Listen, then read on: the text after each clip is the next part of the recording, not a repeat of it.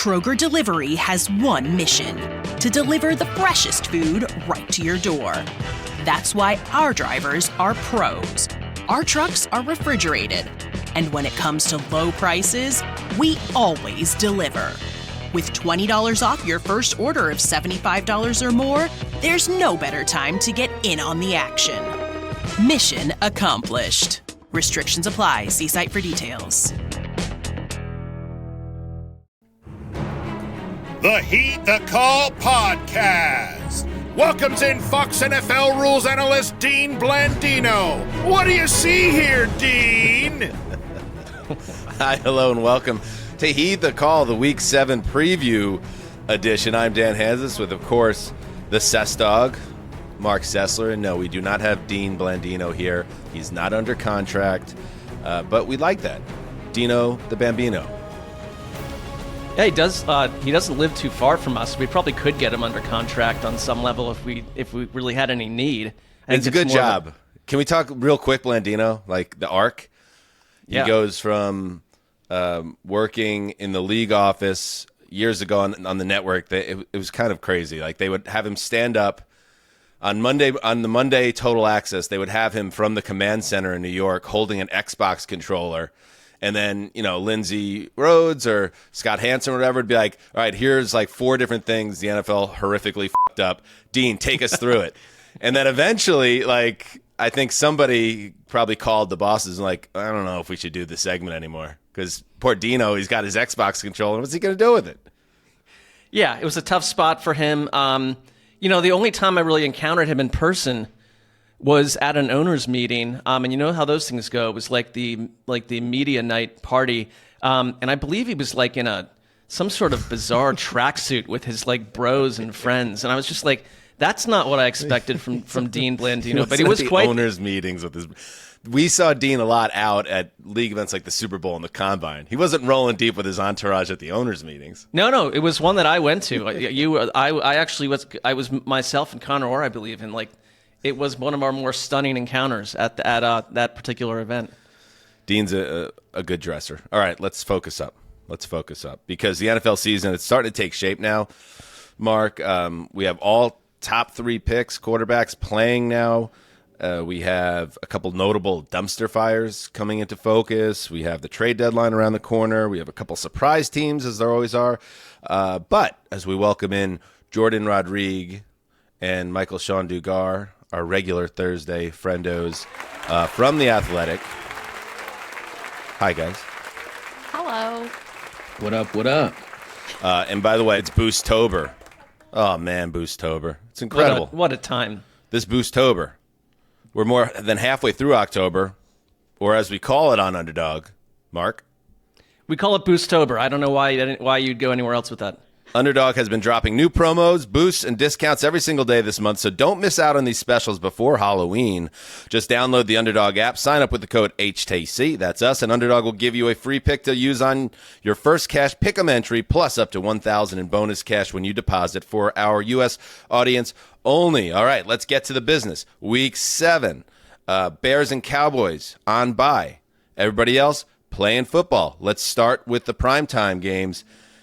And just so, in case people are like not paying attention, it is not my choice or the choice of Heed the Call to be leading with the goddamn Jets every time we start a show. It's legitimately a function of how the league mechanically is operating right now, that they're either playing a primetime game, which we always highlight, or on an off day, they're firing their goddamn head coach or trading for a goddamn wide receiver that's an all-pro. And we don't have a choice. I don't have a choice. So, stick that in your pipe and smoke it. This is not a Zuzzer creation. This is yet another primetime game featuring the 2-4 New York Jets on a 3-game losing streak, traveling to Pittsburgh to face the Steelers. The Jets 23 in the HTC Power Rankings. The Steelers 14. And let's say this. If we're all starting to get Jets exhaustion, and I am, of course, because I've taken a step back, of course. I've taken a step back. I don't know if you know this, Mike. I am, as of Monday night, I have taken a step back.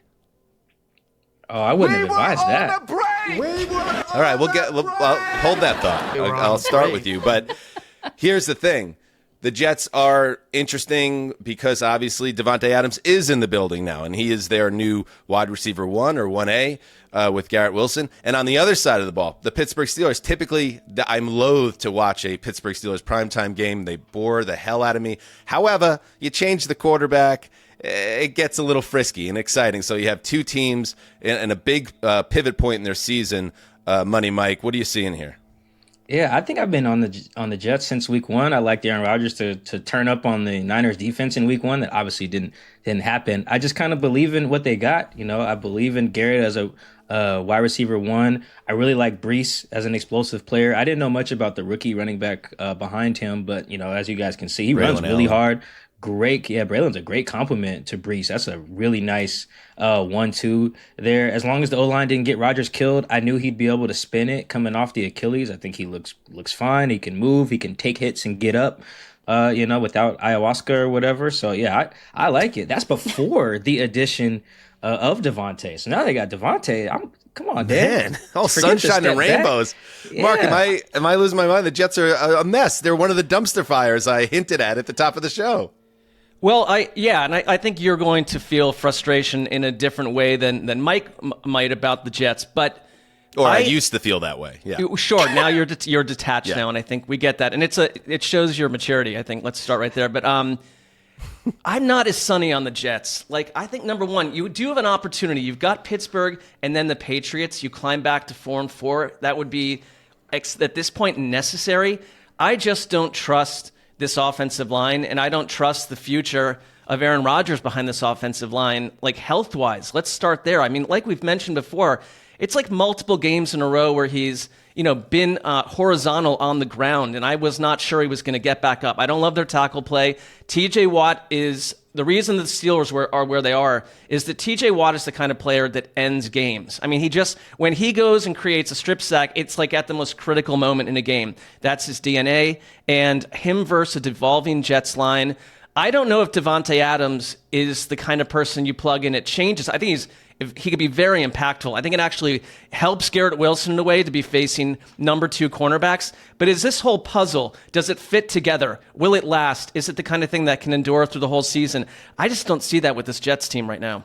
I share your concerns about the offensive line, Mark, and I want to extrapolate that point for a second. But I just wanted to say that football is so goddamn beautiful because it is not lost on me that the team that Dan is like telling his roommates he's taking a break from, then waiting till all those roommates are asleep and climbing down the fire escape to go see them covertly in the dead of night, is playing a team that he legitimately hates to watch. So this is so much fun just to watch unfold on a personal level. But one thing about I think you're absolutely correct on the pressure. It's a disaster in the sense that it compounds like position by position.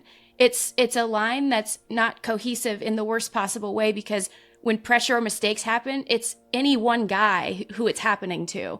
And it's not even necessarily that the group is effing up together. It's like any one person that could be the issue at any given time. But I do think that Davante Adams helps with this because he helps build in natural pressure beaters. You saw them do this a little bit with the way they were running the ball, mitigates pressure, obviously. But then also some of the quick game stuff that they were doing, the short outs and the short ins. And then Davante Adams helps Aaron Rodgers continue to throw fast. He's throwing the 3rd quickest in the NFL right now, in part because they're trying to avoid that pressure. This blew my mind when I looked at this on Next Gen Stats. Aaron Rodgers and Davante Adams generated the most completions, yards, and touchdowns on quick passes by any quarterback and receiver duo from 2016 to 2021. And so he builds in not just a layer, but an outlet who can line up in a variety of different spots, which continues to help this offensive line maybe finally settle in. That's the optimist talking right there. Yeah, and if the positive that came out of the Buffalo loss was with Todd Downing replacing Nathaniel Hackett, all of a sudden Breece Hall had some holes to run through, and he looked a lot more like Breece Hall again. And like you said, Adams, the reason why Rodgers was so desperate to have him is he's having issues connecting with these receivers. And along those lines, Mike Williams is on his way out the door now. Here's a tweet sent out by Mike Garafolo of NFL Media, our old buddy. Here's the tweet. Mike Williams is back in the team facility today, sources say, after being listed as missing practice yesterday due to personal reasons. His immediate future with the team is still TBD, with Davante Adams in the fold in less than 3 weeks to the trade deadline. As with everything else with the Jets, this has been done a little bit backwards. They brought in Mike Williams in the offseason, coming off an ACL, knowing that it was going to take time for him to get into the offense and comfortable and fully healthy and vibing with the quarterback. And before that can even happen, he is going to be moved aside now for Davante Adams. And if I'm another team out there, I've seen Mike Williams flash this year on occasion, and I think there's value there if you need help at wide receiver. So Mike Williams is being phased out, Davante Adams, and now on the Steelers side. Let's start with Mike Tomlin. Why did you make the move from Justin Fields to Russell Wilson? Justin has been really good, and we've been really good at times, but not to be confused with great. Man, this is a competitive league, man. We're trying to position ourselves to be that team.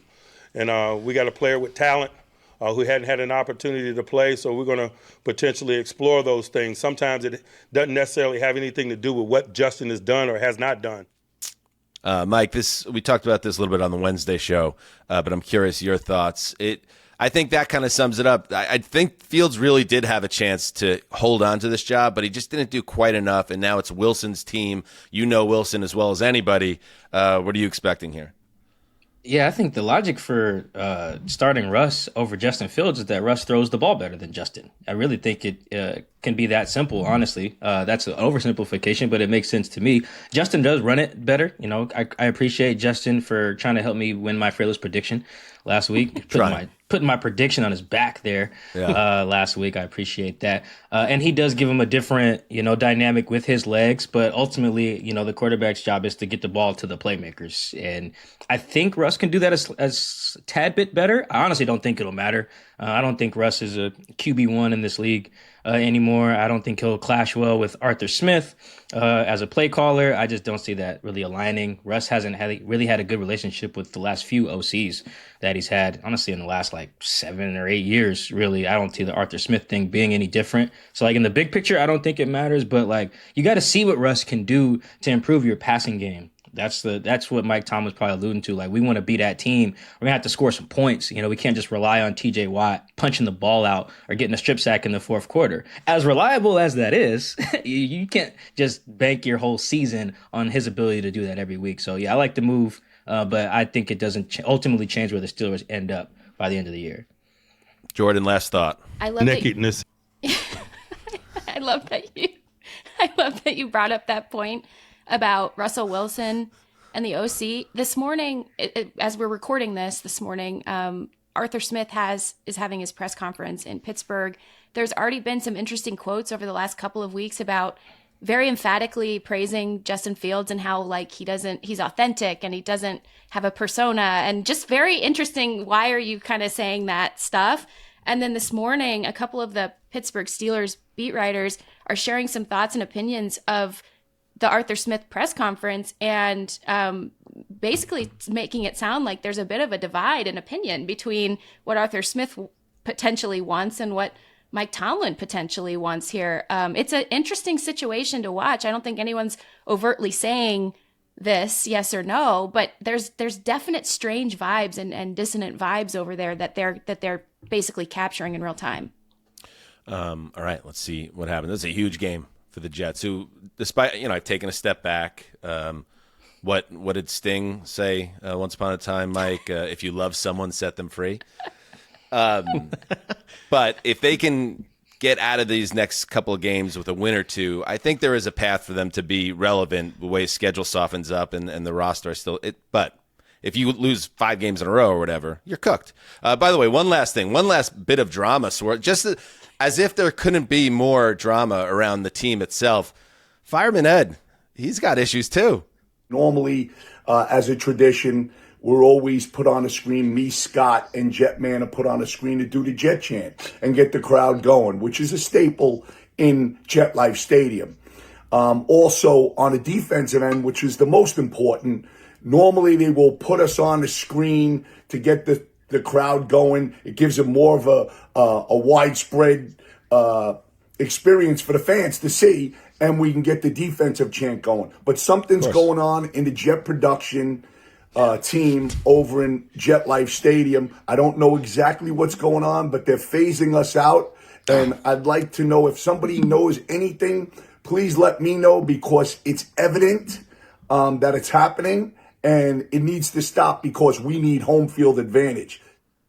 Okay. As anybody, just as a helpful thing for Fireman Ed, does anybody know anything about the phasing out on the video screens at Jet Life Stadium? I don't. It borders on completely unnecessary to me in terms of an investigation. But you guys are from, maybe inside the walls of the Athletic. You're hearing something that I'm not, that Dan's not.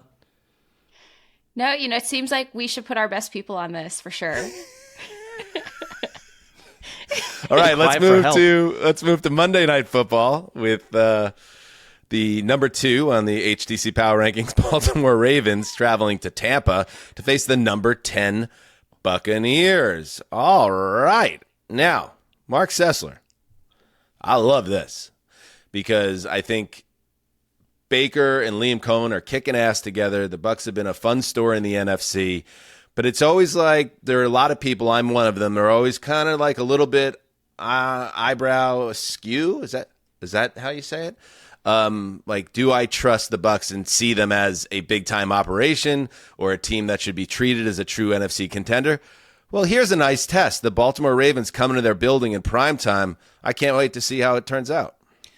Yeah, there was a novel, like a true journalism novel written by Tom Wolfe called The Electric Kool-Aid Acid Test. And it opens in San Francisco during like the hippie era with a bunch of like hippies in the back of a truck riding up and down the hills of San Francisco pretending to shoot at people. It's a very strange book. I would suggest to anyone. But the idea of an acid test, like this is your acid test for the Bucs because it's going to tell the true story of just where they are. Now, they've beaten the Lions, and that's one of our, so-called juggernaut teams. Like, I do think their ceiling is a team that can beat the Baltimore Ravens on the right day, in the right time. I love that this is in Tampa, not in Baltimore, but it's little matchups. Like, one thing that I kind of find fascinating is, like, the way that Pat Ricard has been used in the run game is incredible, and I loved when he scored a couple weeks ago, and we finally got to see him with his helmet off. He's like a true old-school football player. He could walk into any bar and clear house. Like, I kind of love this dude, but it's him versus like Vita Vea, who is the kind of dominating defensive lineman that can take over games. And so specifically like Tampa's presence of Vita Vea versus this run game that's been so dominant. Like if you can find a way to stop drives, I do think that Baker Mayfield, the way he's playing right now, and it's like we've overlooked them because they were post Tom Brady, but I think Mike mentioned it a week or two ago that there's so many of those pieces remain in Tampa Bay, and they've been really reliable. I think Chris Godwin out of the slot has had games where he's dominant. There was the one where he caught Baker's first 7 passes for 100+ yards. Like, he can take over games. And so can the best version of the Bucs show up at the most important time? And I really do think it starts with Vita Vea. I think he's that kind of player that can stick it to the Ravens. If they can get this done, I would be super impressed, and the Bucs would go up a tier for me big time.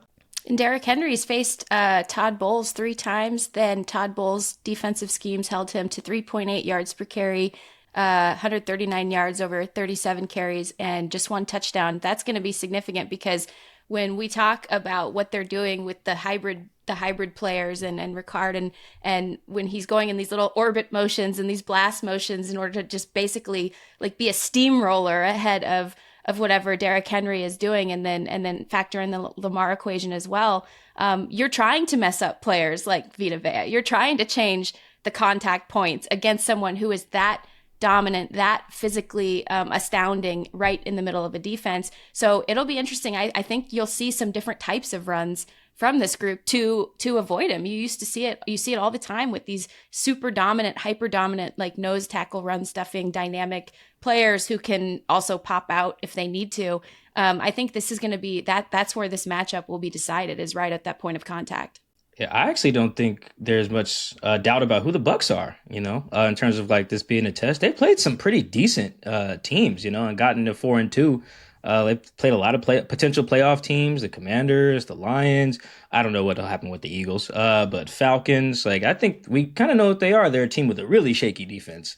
Very, very, very shaky. Good players here and there, but you can just go get busy on them like Kirk Cousins did in that Thursday night game. And they have a really high-powered offense, really good young running back. Baker's locked in, like Mark said, with his receivers, like super dynamic. So we know who they are, which is really, and I just think they're a really good team. I don't know if they're going to win. I don't have a money Mike pick on this one. I'm a little nervous. I don't know if my record is for this show. I don't think it's been good. I have some later though. I do have some later, but I have really been impressed by. No, I believe in myself too. Well, actually, since Justice playing the music, I should know. Yeah, I did give my dad a 5-leg parlay this weekend, and it cashed. No, it did cash. That's a problem for us, Mike. Though it's like because that's great, and I'm glad family is helping family, but. Like, we're trying to help the Call family, and let's check in. I mean, if we're going to do it, let's check in. Where are we at, Justin, on the Money Mikes for Week 6? Last week, the Money Mike tips that went down on the record were the over in the Giants-Bengals game. That game, they only scored 24 total points, so that did not come close to the over. And Josh Allen, anytime interception. Josh Allen now on the longest streak of his career without throwing an interception at 6 games. So, all right. Over. Hit it, Justin. I love Sting. I love Sting. Sting penalty drop. This is a big week. Huge week. I'll be better this week. All right, coming up later, Mike has a no doubt. You're going to be as happy as his father was a little later in the show. Any other thoughts on this game, Mike? Yeah, actually, I've really been impressed by, speaking of Baker and his OC, I think Todd Monken and Lamar, and just the whole team, not even just Lamar, have been really locked in on, everybody says take what the defense gives you. And some teams are equipped to do that and some aren't. But the Ravens not only have been doing that, but doing it in a way that is fatal to the defense, too. Like, the Bengals tried to, all right, we're not going to let Henry kill us. So Lamar went crazy. And then, you see how the Commanders were trying to stop them and then play a bunch of man. And then, Zay Flowers went crazy. I think he had, $130 in the first half. So, whatever the Bucs try to do, they loaded up to stop Derrick Henry, Lamar's going to go crazy. If they try to stop Lamar and Zay and all them, you just know D. Henry's going to go crazy to the point where they can kill you. It's one thing to just take what they give you, but it's another thing if you can do it in a way that is fatal. And that's what they've done through however many weeks. That's been probably the most impressive offensive thing, I think, in the league for me. Being able to just Bill Belichick it on offense week to week, do whatever it takes to win has been very impressive by Baltimore. And it's cool because I mentioned this early on in the season about how much autonomy Lamar was having to check into the right run calls for himself. And that this was when he started out really run heavy.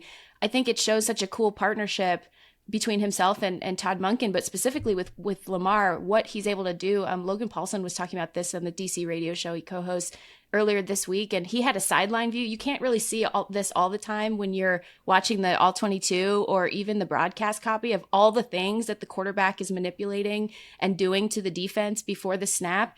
But Lamar is doing so much of basically moving the defense before the ball is even snapped.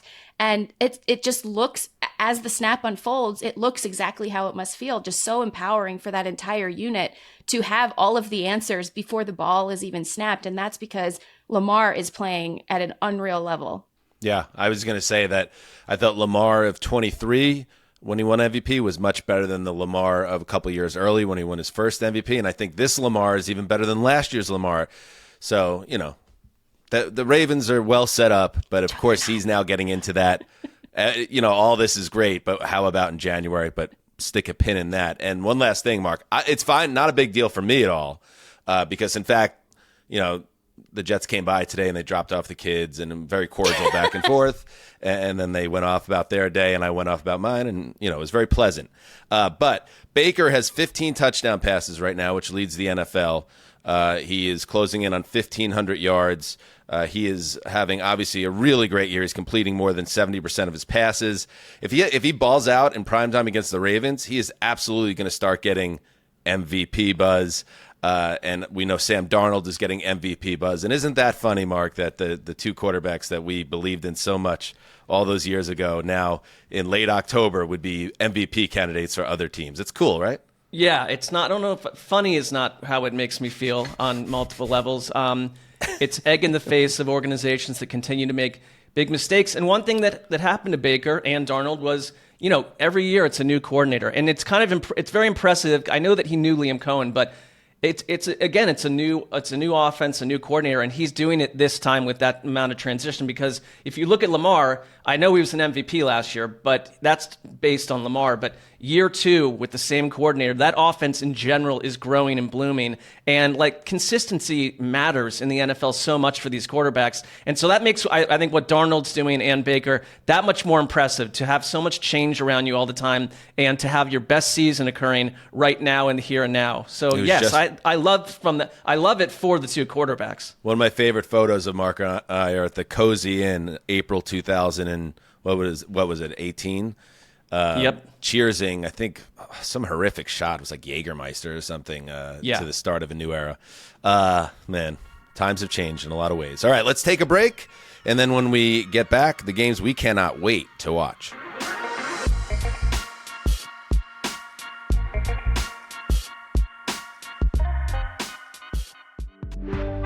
This episode of Heed the Call with Dan Hanzus and Marc Sessler is brought to you by BetterHelp. How often do you think about learning new things? Is it something you'd like to do, but you can't find the time or the energy? If you're struggling to find that sense of curiosity and motivation, therapy can help. Therapy can empower you to be the best version of yourself. It can help you learn positive coping skills, how to set boundaries, and yes, help find that motivation you've been lacking. So if you're thinking of starting therapy, give BetterHelp a try. Entirely online, it's designed to be convenient, flexible, and suited to your schedule. You don't even have to leave the comfort of your home. To get started, simply fill out a short questionnaire, and you'll be matched with a licensed therapist. Plus, you can switch therapists at any time for no additional charge. Rediscover your curiosity with BetterHelp.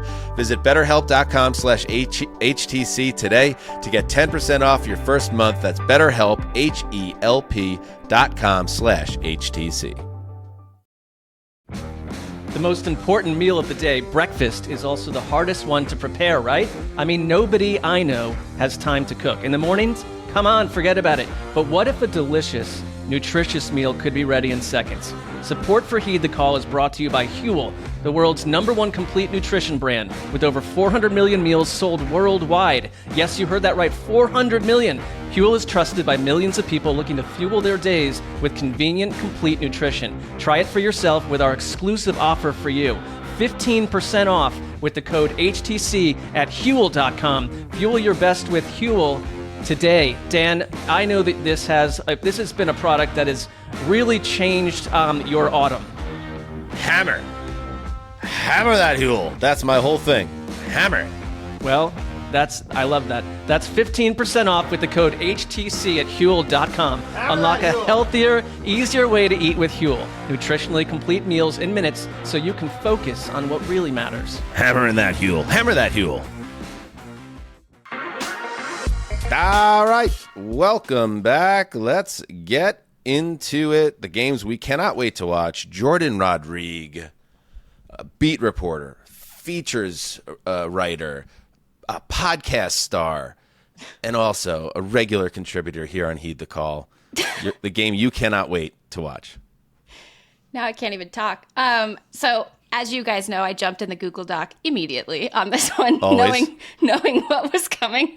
I have Detroit at Minnesota. Well, you also not only, usually we do the initials with a highlight. You're so excited about this game that you wrote in all caps J Rod, which I thought you don't even like being called J Rod. I thought you went and did that to her. It was right for the occasion, Dan. It was right for the occasion. I'm so heckin' fired up for this right now. Oh my God. Okay, 1 p.m. Eastern on Fox. We've got my favorite crew, the Greg Olson crew, with the GOAT, Pam Oliver. Okay, guys, bear with me here. Okay. When I was a kid, I had a dog named Scratchy. He was a mangy, matted-haired stray who followed me and my sister home from the bus stop in the 4th grade and who hated literally everyone on the planet except for us. Aww. I grew up in Arizona, and the second the ground got cool enough for paws, I would hitch Scratchy to a harness and leash, steal a longboard out of the garage and sit on it, then yell, "Go!" Scratchy would take off sprinting, me rattling behind him on the asphalt at what felt like 600 miles per hour. I never wore a helmet or elbow or knee pads. Of course not. And if you're familiar with the Arizona suburb, it's all square angles and grids but we ripped across it all in wide, free arcs and curves around every curb. Both me and the dog screaming our heads off the whole way. There were no breaks except the heels of my lime green high top Chucks, and we feared nothing. I'm 32 now. I think as we age, we become more aware of what in the world could hurt us, and we become more afraid, and we stop trying things. But the Detroit Lions and the Minnesota Vikings have taken the opposite trajectory, becoming more emboldened and more confident by the week. They fear nothing and have so far met nothing to fear. They try everything. They play with their food while blowing out America's team and calling passing touchdowns to linemen. They go for kill shots while up 28 points and hire the defensive coordinator who breaks quarterbacks. They're rolling fast, screaming around the structured lines and right angles of this sport and building new shapes. And I love that the collision of these two beautiful and complete football powers makes me remember what that felt like when I was a kid. And I'm sorry, but Jesus, this is a freaking fun game. Oh, I love that. Rest in peace, Scratchy. Yeah, I mean, that sounds like a dog that nobody would want to be around except for you and your sister, and I'm glad you guys had that. The number 4 Lions against the number 3 Vikings in the power rankings.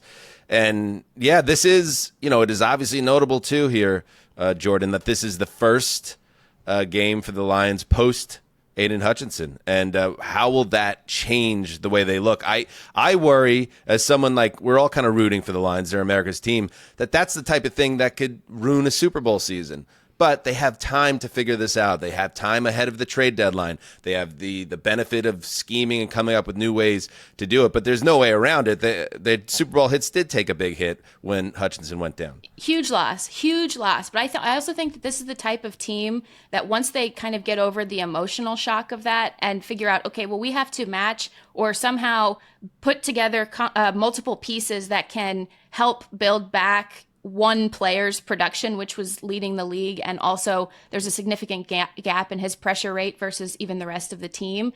But I think this is also a defensive front that is sort of built to, you can switch the onus into the interior of this defensive line and manufacture some pressure and some pass rush that way. And with the secondary coming along the way that it is, and especially the fluidity of the safeties, they're playing like 2 of the best in the league right now. You can actually help that pressure develop because you can play really aggressive with your coverages and help that interior pressure hassle the quarterbacks. I think that against Sam Darnold, that'll be an issue. And I also think that against some of the quarterbacks they'll face down the stretch, that could be a real pain in the butt. So I do think that there is a way out of this. Obviously, getting over that significant, I don't want to undersell how much of a loss that was, but I do think they're built and they're coached on that side of the ball to be able to be a little bit more malleable in this situation maybe than they would have been before.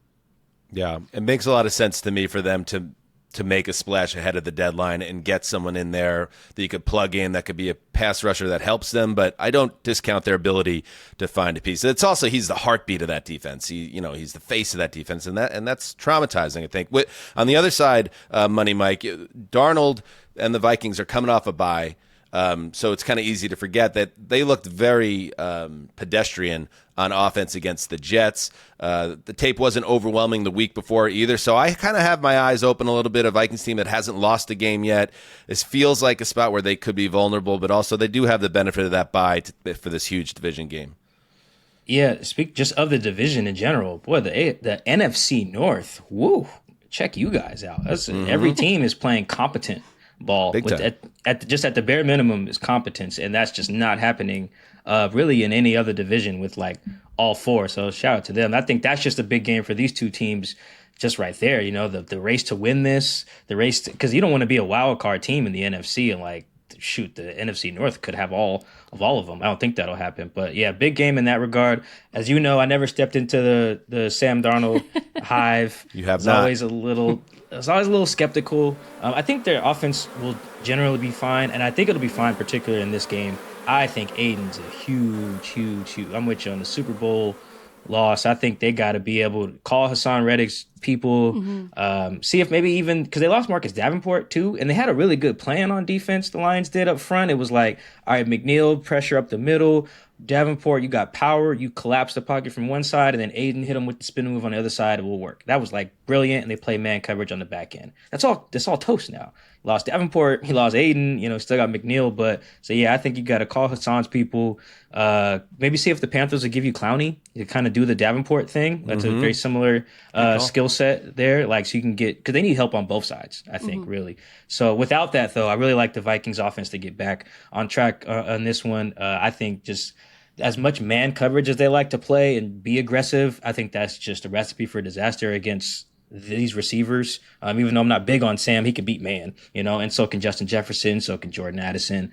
I think it matters who they have at running back. Like, not having Aaron Jones would be a big blow. I think that's a big part of why their offense could look pedestrian. But because of how banged up the Lions are on defense and what they've lost, I like Sam and his boys and those members of the Hive to get back on track against the Lions. I do have a question, though. Do you think that if they can't, in the meantime, as they're figuring out this pass rush, do you think they'll restructure their back end to play less man? Because Sam Darnold struggled against man earlier this season, and Justin Jefferson hasn't really been tested a ton, for obvious reasons, hasn't really been tested a ton against those coverages. But, I mean, I wonder, it's like almost like, do you take that gamble and bet on the secondary, or do you wait and kind of play a little bit more safe, I guess, if you're this defense, waiting for this pass rush, this new version of whatever this is going to develop? I truly think this is sort of a difficult choice that they're going to have to make moving forward here. Yeah, if Aaron Glenn called me and said, Mike, what should I do? Like the DC, I'd be like, yo, yeah, so you got to soften it up. And I'm an aggressive guy in general, but I do, until you get a pass rush, you can't trust Carlton Davis and Terrion Arnold. Two good corners so far. You just can't trust them with no rush. That's just hard to ask of any cornerbacks. I don't care who they are. Like, Terrion Arnold needs to work on the defensive pass interference calls. That's true of Davis, too. But I think the thing about this Lions defense compared to a couple years ago is that they are stronger in the back. Like, that was a real liability before. And it's interesting, Bill Belichick on the Coach podcast, sponsored here by Underdog, he talked about, like, how do you deal with the Hutchinson thing? It's like, you're not going to replace him. We know that. You find, like, you go find guys that can simply come in and be, like, your third down pressure creators. And then they've done that. He pointed out a number of people that the Patriots were able to find late in the year, like a Van Noy who came in and just really fit. And that's what you're going to have to hope you get. I mean, for me, this game comes down to something a little bit different, though, because it's almost crazy with any Vikings game where we get this far without talking about Brian Flores. I mean, he's the one guy that I think confused Aaron Rodgers. Like, he really did with his blitz packages. And it's against Jared Goff. And we've seen Goff in the past struggle when he was with the Rams, especially against Flores, in a Dolphins game, but also just in general against pressure. But Goff this year has been sensational. He is completing 71% of his passes against the blitz at 12 yards an attempt. He's been really a different type of quarterback in that situation. So can he be the guy that can figure out in process in the middle of the game what is happening against Brian Flores? Because that's been the Vikings to me. It's like this defense week after week. I wish you could almost be a team that's like, I wish you could do this in the NFL. We're going to go trade for their defensive coordinator and just make him our head coach right now, because he's going to be a head coach at the end of the year. He should be. And this defense has been a total chaos spinner week after week. And so I want to see how the Lions, with their aggressive nature that makes you feel like a child, you're right, can they go and attack that correctly? This is a huge. I've never seen a Lions-Vikings game, I think, in my life of this nature, of this magnitude. These two teams have arrived at this point. Wowza. And you're right, this division is wild. Dog. And thank you for letting me feel my feelings on that point, guys. I appreciate the safe space here. Yeah, well, you said it well. One last note. The Vikings made a trade this week. They picked Cam Akers back up from the Texans in exchange for some late round draft picks. Akers they traded for last year as well, so they obviously like him. Also makes you wonder the Aaron Jones hip injury that he suffered in London, the fact that he is banged up. Obviously, you wonder how serious that might be. Keep an eye on that, because he's been a real important part of their offense as well. All right, moving on. The game I cannot wait to watch, it is the Kansas City Chiefs, #1 in the HTC Power Rankings. I have the Ravens ahead personally, but collectively, mean, average, mode, one of those, all of them. The Chiefs are number 1 at the number 7 49ers. The 49ers laying a 1.5 here at home. This is Kevin Burkhardt. How we feeling tonight, Santa Clara? Kevin Burkhardt, Tom Brady, Aaron Andrews, Tom Rinaldi. Speaking of, real quick before we get into the game, can you throw up that tweet, Justin, about, and I know we're all aware of this, so this isn't new, but Brady is officially now a minority owner of the Las Vegas Raiders. And here are now just a list, this from Seth Wickersham, of Brady's restrictions as the number 1 analyst for Fox, earning $375 million guaranteed. The restrictions for the number 1 color man: not permitted to be in another team's facility, not permitted to witness practice, not permitted to attend broadcast production meetings, either in person or virtually, prohibited, which is the same as not permitted. So I don't know, maybe they just want to change up the wording. Yeah, little right. Prohibited from publicly criticizing game officials and other clubs. What? Suspect to the NFL's gambling policy, subject to the NFL's anti-tampering policy. Mark, it kind of feels like a charade at this point. Like, how can with a straight face can you present this guy as your lead analyst with all that restrictions? It feels like an either or situation. Charade is the correct word, because first of all, like the obnoxious commercial that gets on my nerves is, Tom Brady, confronting the childhood version of Tom Brady and his doubters that think he can't come and do a good job. It's like, yeah, but you're Tom Brady. And it's like, all right, we get it. There's a lot of fanfare. Jourdan got emotional when she watched that commercial. A tear went down her cheek. Yeah. I mean, we can respond to it differently, but so you're that. So you're trying to tell us, like, subconsciously, you're going to be just as good at this and that you care just as much about this as you did about your previous job as the greatest quarterback ever. So here's my problem. Like, why would you, first of all, put the brakes on owning the other team and go do this job and make it your number 1 thing? Because now you're putting yourself as a storyteller and someone that is conveying information. And part of the subtlety of that job is, stuff because you're at practice talking to coaches. You can only tell us, if you've done a great job, a percentage of what you know. It's behind. It's almost like a lot of off the record stuff occurs too. You're not even allowed in the door.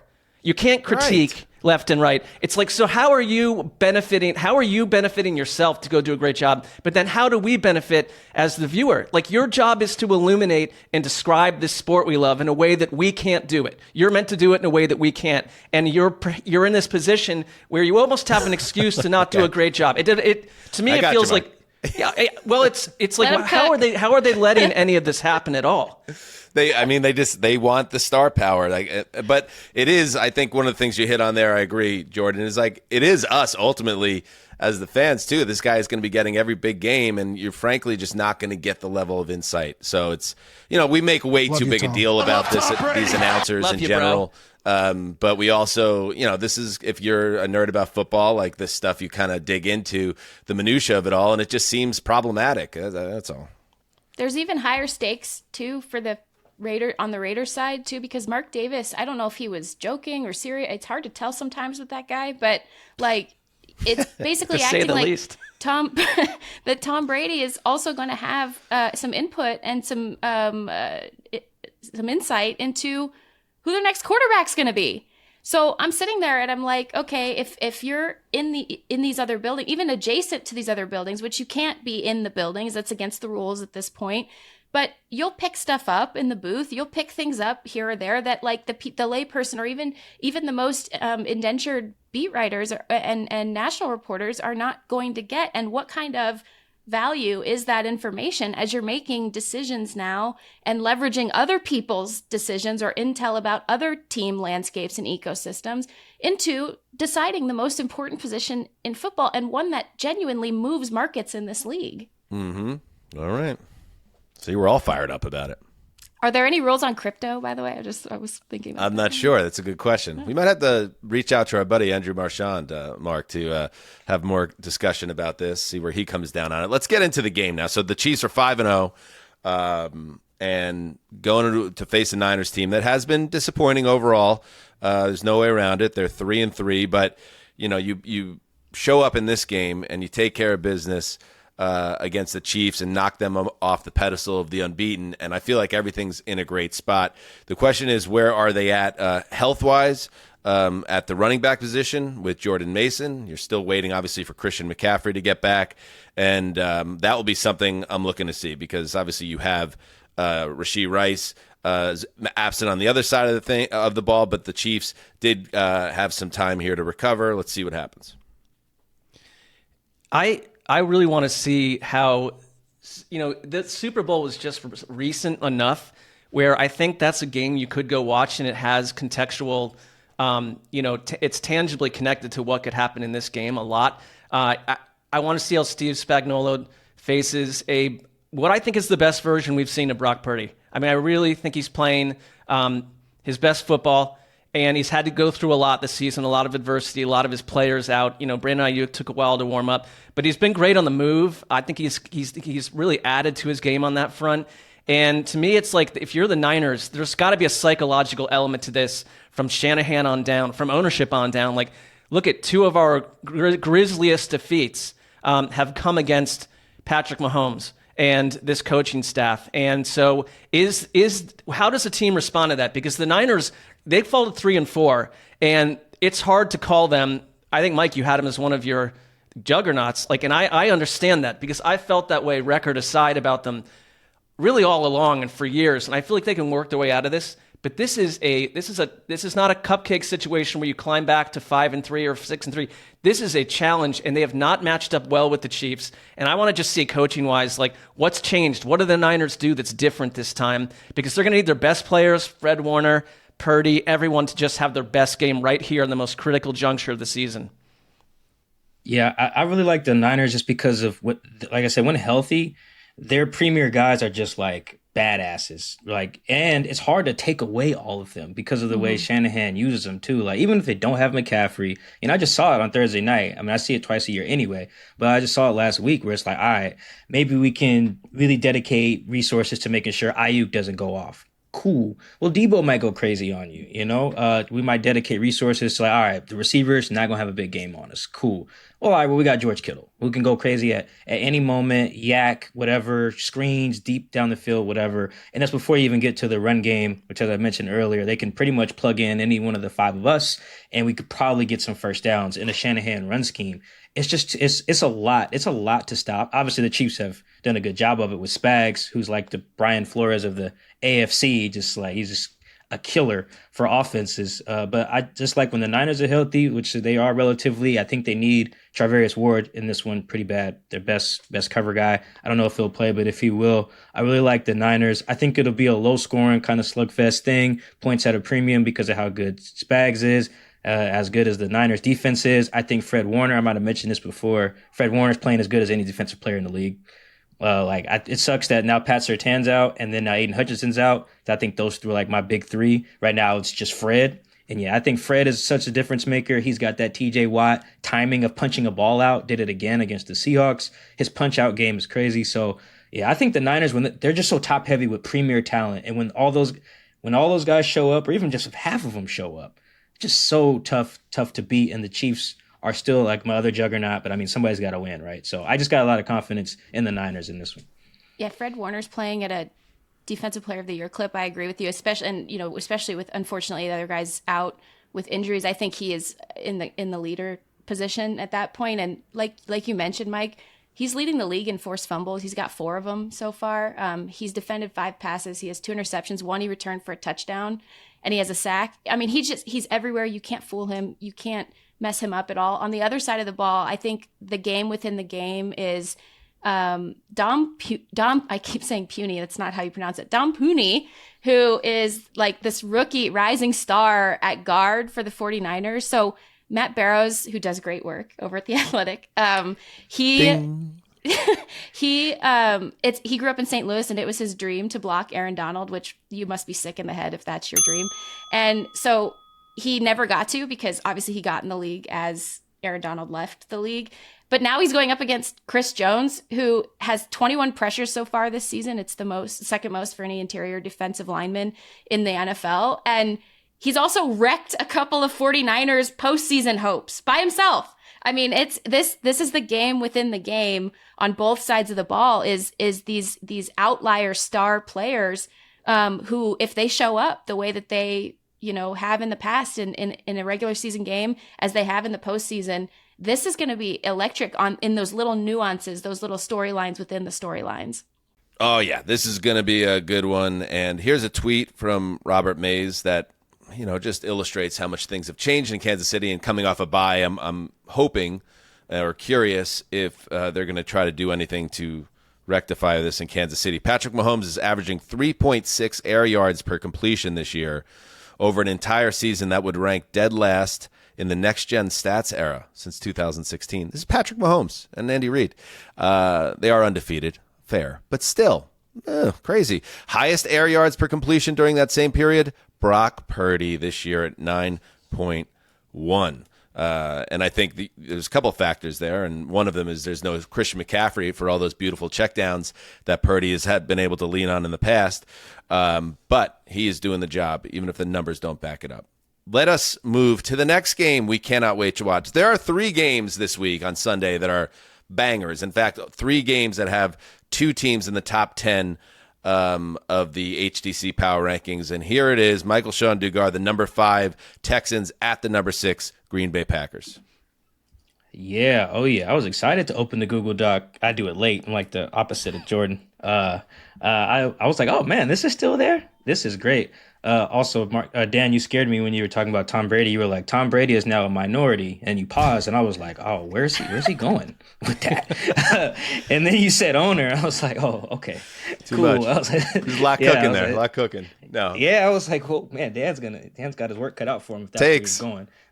Yeah, but I do like Texans at Packers. I love this. CJ Stroud is like the Monday morning all 22 king. Like, he's one of the first people in the non-Geno section for me for my job that I like to go back and watch because he's just got a couple throws each week where you're like, dude, this dude is a cyborg. And he's great. He's really great.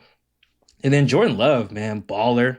D'Amico Ryans, I think this week said that Jordan Love is the best quarterback they'll have seen thus far this year. Love the Josh Allen shade there because I heard the quote and I was like, wait a minute. Can't be. And I went and looked. I'm like, yo, they played Josh Allen. But they like pretty much concussed Josh Allen and he completed 9 of 30 passes. So maybe that's why D'Amico's like, this guy is maybe better. So I love the quarterback matchup there. I mentioned that like Todd Monken and Lamar Jackson and their offense, they're cooking at a high level. The chemistry is really strong there. I think maybe the only head coach / play caller and quarterback combination in the league that's maybe clicking at an even higher level is Matt LaFleur and Jordan Love. Those two are just completely dialed in. Their offense looks really good. They played really well in that second half against the Vikings. Flores is the quarterback killer, but they figured that out at halftime. Like, we can move the rock, even though we're down a bazillion points.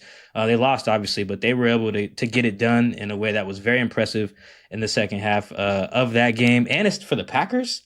I really like their offense, man. I've been critical on this show of the whole we don't need a number 1 receiver thing. And I do think that'll come back to bite you. At the end of the year, in October, it's fine. You can win a bunch of games like that, particularly when your quarterback's playing at a high level. But also, man, they can run the pill really well. Man, Josh Jacobs was a great addition. I feel like the Packers don't always do the external free agent, let's pay the guy thing. The Steelers, Cowboys, Seahawks are teams that just generally skeptical of cashing out. But I like both the moves on each side of the ball that the Packers made this offseason. McKinney was killing it, the safety, and then Josh picking him up. I thought that was great moves. I think this is going to be a really great game of quarterback play. I think that you're going to see a lot of explosives because outside of Jair, I'm not super big on the Packers secondary. I don't even know if the Texans roster any safeties. I really don't because they just let balls go over their head pretty much every week.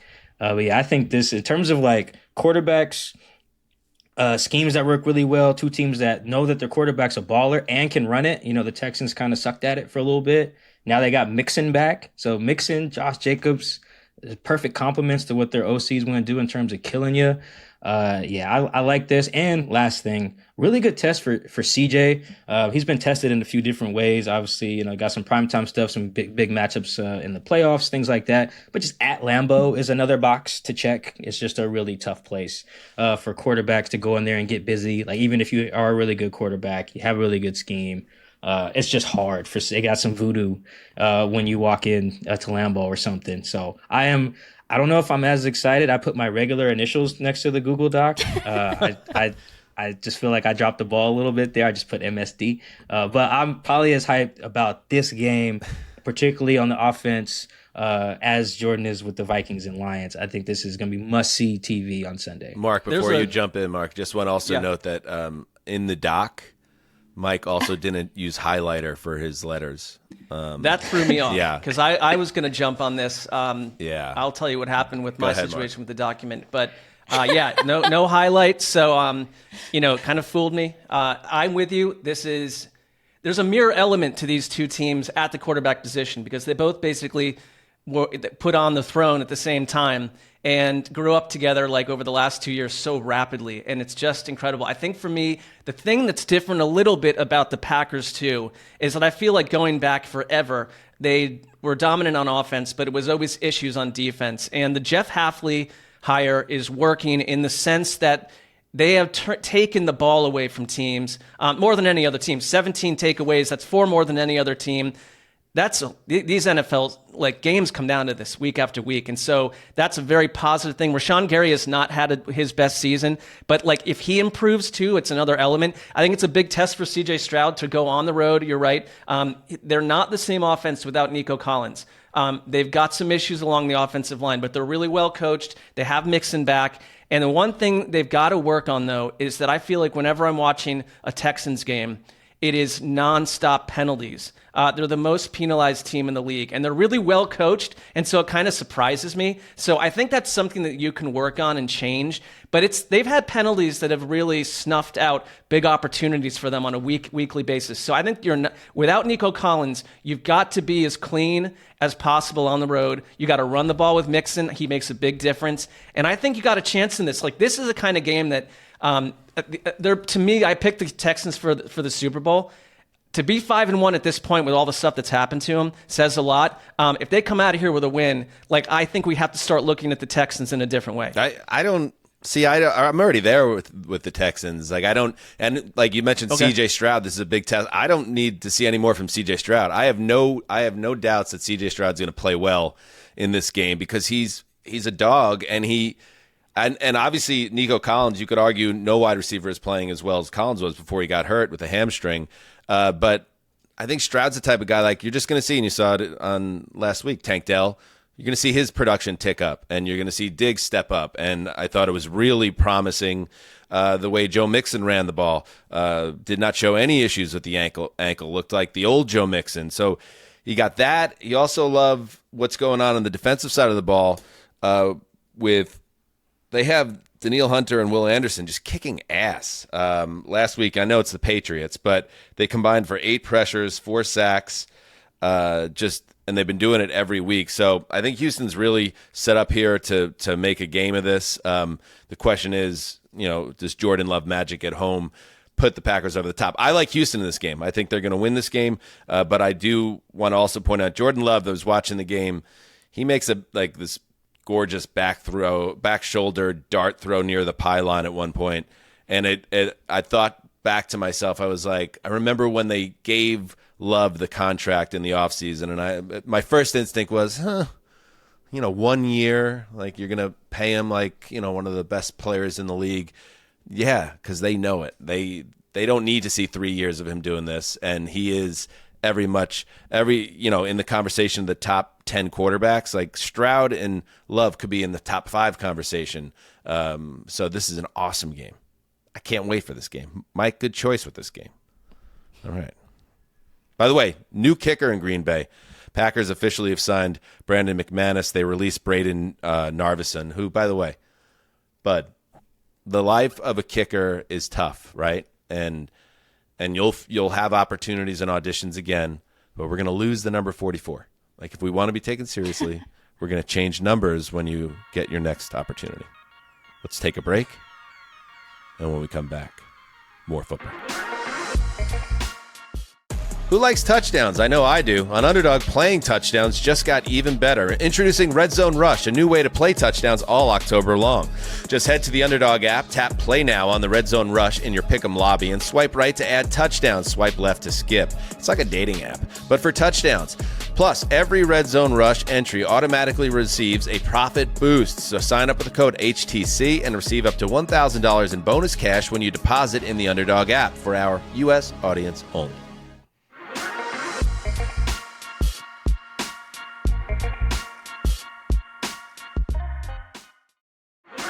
All right, we're back. All right, Marc Sessler. We have one more game that we cannot wait to watch, and you have selected.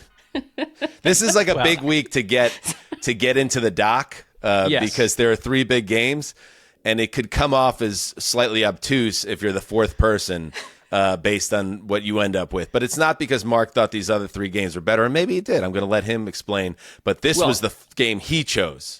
Here we are. I know I was the last person that entered the document, and I think that's pretty clear to anyone involved here. But so I went with, like, again, what attracts me is, like, well, what level of chaos can be stirred up by my matchup? I went Eagles at Giants. And so why did I pick and your this? Giants, Dog. Well, I'm in a different place, though, after what occurred last week. This is a pressure cooker, because I think if the loser is the Giants, like, their season is obviously just over. I would say it's just over. And they're gone, and you have to wonder about the entire coaching staff, the front office. Like, what is the future? Because the vision for the Giants has not worked in any way at this point. I was thrilled about what they did against Seattle. I really was. I thought it was a big turning point. Then they completely crumbled on offense against the Bengals, and it kind of brings back all the old doubts. Now, here's the problem. You're in at MetLife, and you have Saquon Barkley. We knew this was going to happen. Here comes Saquon Barkley. He's like, the kid that has come home from college. He's got, like, new ideas in his head, and he wants to teach mommy and daddy about how the real world works. And I think he's going to do that. I think that if you're the Eagles, you are game planning to put the Giants into a complete mental tailspin and have this thing go full on nuclear in all the wrong ways. But there's something else going on with New York. It's like they do have this incredible pass rush, except and Jourdan Mailata is out at left tackle for the Eagles. Fred Johnson is in there at left tackle. We saw him replace Lane Johnson, and it was a complete hot mess. So you'd like that, except Dexter Lawrence is not practicing midweek. Brian Burns is not. Kayvon Thibodeau is on IR. So their formula to maybe upset and beat the Eagles is on thin ice right now. So we'll have to see how that goes. But I also look at the Eagles, and you're looking up at a team in Washington that's 4-2. Yes, you can end the Brian Daboll era, but there's plenty of questions about the Nick Sirianni era, and, like, I just cannot believe that they're going to start to coast. I really don't trust them in a lot of ways, even though I think they're a pretty good team in terms of their roster. But we're days away from the coach having to apologize, Dan, to the fan base for how he treated his own fans. And it's like, what's next for the Eagles? It seems like every week something is happening. So go take care of business, and you can end the New York Giants. But I don't trust that the Eagles will stay drama-free. I just don't. Let's hear it from Nick Sirianni, who, yes, he was sniping at his own fans behind the bench in week 6, and then went to the podium when, reporters were obviously going to ask him about that with his children, which was a little odd. And then a couple days later, discussed his overexuberance. What I was really doing, I was trying to bring energy yesterday, enthusiasm yesterday. And I'm sorry and disappointed on how my energy was directed at the end of the game. And, my energy should be all in on coaching, motivating, right, and celebrating with our guys. And so, that's, and I got to have better wisdom and discernment of when to use that energy, and that wasn't the time. He said better wisdom and discernment. Bro, just stop being such a bro and be a head coach, and you'll be much better off. You guys know my feelings on Sirianni. We'll move on from that. But isn't it crazy that a head coach is saying this on a podium leading up to a week? It's makes him different. I like that he said my energy was used versus I used my energy. It's like switching it to like this was outside of my control. I had no power. Or like over he's my a own video body, game kind of. character where you held down L2 and the energy was used. The Eagles have not scored a point in the first quarter. That hasn't happened yet. Like, that's crazy. I mean, that can't happen. There's too much talent on this roster for that to be happening, Nick Sirianni. Also, this from Dalton Wasserman. The PFF guys do a great job illuminating things each week, and the Eagles, they do a great job. The Eagles offense, I do agree with that. Dalton said, is, if you're a baseball fan, Adam Dunn, who's was famous for true 3 outcome hitter. It was either a home run, a strikeout, or a walk. So he would end up with crazy ass stat lines. Like he would hit 193, but with 41 homers. Like the Eagles offense is too much like that, where they'll just look awful for 75-80% of the game, but they hit on a couple big plays, which you don't take away from them. But like, it's just not overall, it doesn't feel overly cohesive. I think this game, Mike, is won in the trenches, though, ultimately, because we mentioned, Mark, the Giants front line, which is obviously one of the best in the league. The Philadelphia defensive line had 18 pressures and 4 sacks against Deshaun Watson. And I think one of these quarterbacks is going to, or both will end up very sore, but one will end up making mistakes that cause the other team to win. Yeah, I actually like kind of how Sirianni gets down. It feels very Philly. It just feels he's like one of them. The one place. That is fair. Yeah, he just feels like the Philly head. I could see the Jets head coach behaving that way. No, he's a winner. I don't like that. He wins. That's not. Yeah, I could see like maybe the coach of the Jets. The Jets, that you way. know, the Jets should hire some like dude from Long Island, or hire Fireman Ed, and that will get him on the screen more. And let's just lean into this, and maybe something crazy happens cosmically. Okay, go ahead, Mike.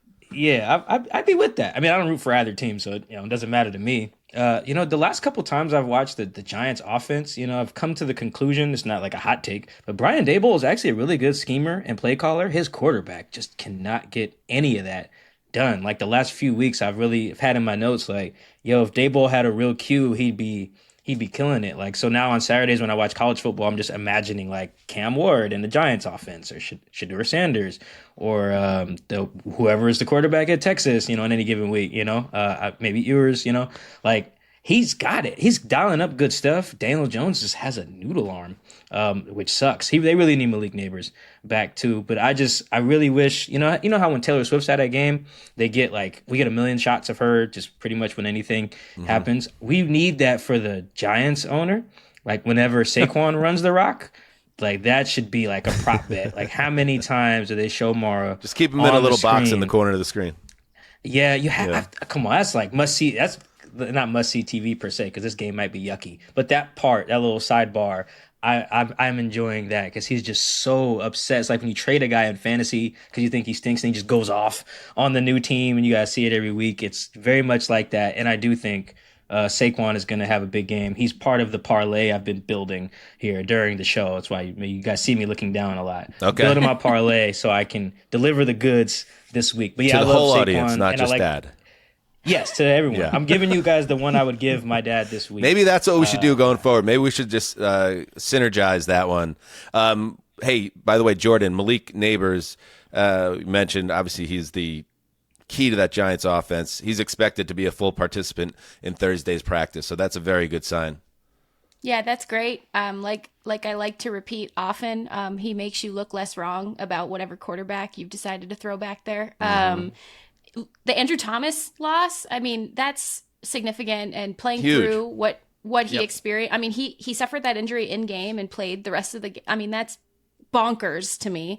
And so I'm concerned about that. But the Eagles defense has not been good. They've been very, very spotty in terms of consistency, and sometimes the rush is there and sometimes it's not. Sometimes the coverage is there and a lot of times it's not. They're just having issues that were not supposed to happen when you bring in a new coordinator. And then Lane Johnson on the other side of the ball. Lane Johnson had, I think, maybe the quote of the year so far, where he described the Philadelphia Eagles offense as constipated. He said, we're a constipated offense. That's what it effing feels like. And that sums it up. Without sharing too much, I would probably agree with that's what that looks like. Yeah. Yeah, I think that checks out. Andrew Thomas, the Giants offensive tackle, that scorpion woman, that harlot, Liz Frank, she strikes again. Out for the year. Yes, she does. Sucks. All right. All right. Whoa, whoa, whoa, whoa.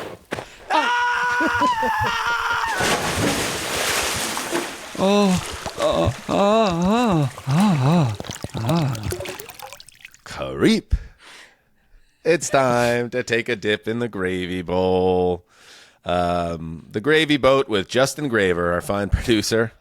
Sopping wet. Let's get it going.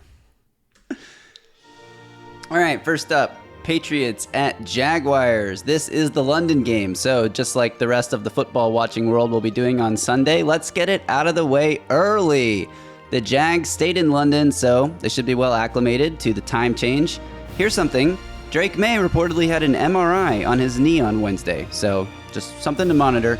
But came back clean, as I understand, though. But yes, he was walking around, no limp, no brace, so we'll see if anything comes of that. But regardless of what happens, if Jacksonville cannot get back on track in this matchup, I wonder if some personnel will not be boarding the plane back to the States. I thought about it. In fact, Dog, we're going to do our fearless predictions earlier. I initially sent one to Justin late last night that Doug's done. But then I couldn't get behind after watching the Patriots defense again. I couldn't get behind it in my heart, so I went in a different direction. But yeah, there are losses that get coaches fired, and getting swept in London and getting beat by the Patriots team that's arguably the worst team in football, number 30 in our power rankings, that would do it. So, the Jaguars are a favorite, as they should be, but there's an immense amount of pressure on them. Oh, absolutely. I mean, you've gotten a better version of Trevor Lawrence at moments in the last couple of weeks, and that's what you're wanting to see. But I think Doug Peterson, you could argue he's probably lost this team on some level. It really feels that way to me. And you go to London, which is meant to be the place that you reign, and you lose to a bad Patriots team that has a rookie quarterback making his second start, and a team that has 8 different offensive line combinations this year that leads the league. I would just ride Tank Bigsby. I would use everything you have to get out of this and take advantage of that Patriots offensive line. The Jaguars' pressure rate has been really low. They've not done a good job with that. But this is a good spot to kind of go be the team that we think you can be. Otherwise, I think you're right. Doug Peterson, and it kind of would be great to get fired in London. I think I've noted this before where it's like, cool, I'm not going back to do anything in the United States for like 2 months. So maybe he has an ulterior motive here, and it's like, let's just go on a permanent vacation. But no, this is one of these like pressure-packed scenarios where the loser, it doesn't matter if the Patriots lose, but if the Jaguars stumble here, all chaos is unleashed. I'm so sick of the Jaguars. I'm not making excuses for Trevor Lawrence, but holy God, can you catch the ball? Like Michael Duraco tweet, after the Jaguars dropped 4 potential TD passes last week, I went back and checked. Since Trevor Lawrence entered the league in 2021, the Jaguars have dropped 113 passes per ESPN research, most in the league, and 21 more than the second-place team, the Chiefs. I mean, holy God. There was one in particular in the game. I'm trying to remember who it was. Just gimme. Just these are back pocket touchdowns. They should be, and they add up. The same thing happened last year, and it's happening again this year. One more point on the other side, that the Patriots got a deep touchdown last week from their rookie quarterback, Drake May. That was only their 3rd touchdown of over 30 yards in 4 years. 4 years. Whoa. Since 2020, they've only had 3, and it was one from Cam Newton. It was one from Mac Jones, and now one from Drake May. And obviously his ability to go downfield separates him from Jake Brisket, who was not pushing the ball. Next. Next game, Seahawks at Falcons. Two teams going in opposite directions. The Falcons have won 3 in a row, while Seattle has lost 3 in a row. And on their losing streak, Seattle is allowing an almost 75% completion rate, 8 touchdown passes against 0 interceptions. And their run defense has been just as porous. They currently sit 30th in yards per carry allowed to running backs. This is an important game for Seattle to reestablish some semblance of good football before their season could start to slip away. Meanwhile, Atlanta looking to keep pace with the Bucs on top of the NFC South. Mike, here we go. We have a thing on this show called the P scale. 1, pants totally dry. No problems at all. Hey, anybody, look at me. I'm fine. 10, soaked. Underpants, destroyed. Maybe get a male diaper. You need it. Where would you put your P scale in terms of if you're a Seahawks fan, on how worried they should be for this Seattle team on a 3-game losing streak? Wow, a P scale. Well, I wasn't prepared for that. That's so visual. Are they soaked? Welcome to my world. Oh wow, yeah. The gravy boat doesn't get me. That might be the thing though. I think somewhere in the middle, I guess, like a few tinkles, I guess, little drips, maybe. Okay, I was asking for a number, but yeah, okay. So some accidental drippage. Descriptive. 5. So you're actually not overly concerned. I mean, they have not played well. Yeah, well, I think that these are predictable growing pains for me. You know, Mike Macdonald's never been a head coach. Ryan Grubb's their OC has never coached in the NFL like at all. I don't think their O-line coach. I don't think their O-line coach has coached in the NFL ever as well. Maybe Scott Huff. He came with Grubb from the University of Washington. And then their special teams coordinator is Jay Harbaugh. He's never been a special teams coordinator in the NFL. So you just got a bunch of new dudes, and there's just natural growing pains with that. Their special teams is bad. They had a blocked field goal that basically cost them the game. The special teams is one of the worst by EPA in the league. Their run defense, their pass defense, as Justin mentioned, is bad. Their defense is just bad all over the place. Their OC is basically calling Pac-12 games every week. Geno leads the league in dropbacks, I believe. Mike, just a 5 out of 10, huh? Yes, but the reason I think very little good news here is growing, but you can grow. The part of that is grow and growing pains. Like I think that having a mini bye, so to speak, they played 3 games in 11 days. Like that is tough. Yesterday was their first padded practice since they were preparing for Detroit in week 4. We're in week 7. So I do think having a little break to unwind, self-scout is going to do them some good. I think it'll do the offense good in particular because, I guess, it's very Pac-12-y. They're in the shotgun a lot. They're last in play action rate. They're like second to last in rushes. It's very much like Pac-12 after dark vibes, and I think it's very easy to self-scout and realize that. It's not that hard. I don't think you got to be a genius to say let's play action more, And so I think they'll correct that. I think the defense... Mike Macdonald stuff is really complex. It is. All the moving parts, all the if-thens that are with the motions and everything. It takes a while to learn it. The Ravens weren't even that good at it really until Roquan Smith showed up, late in the 2022 season. So I think emphasis on grow and growing pains. I don't think there'll be a playoff team per se because the NFC is just loaded with frisky wildcard teams, and I don't think they have a chance to win the division. But just on the P scale per se, I guess we fall in the middle because I do think some of the things that's wrong are correctable, particularly on offense.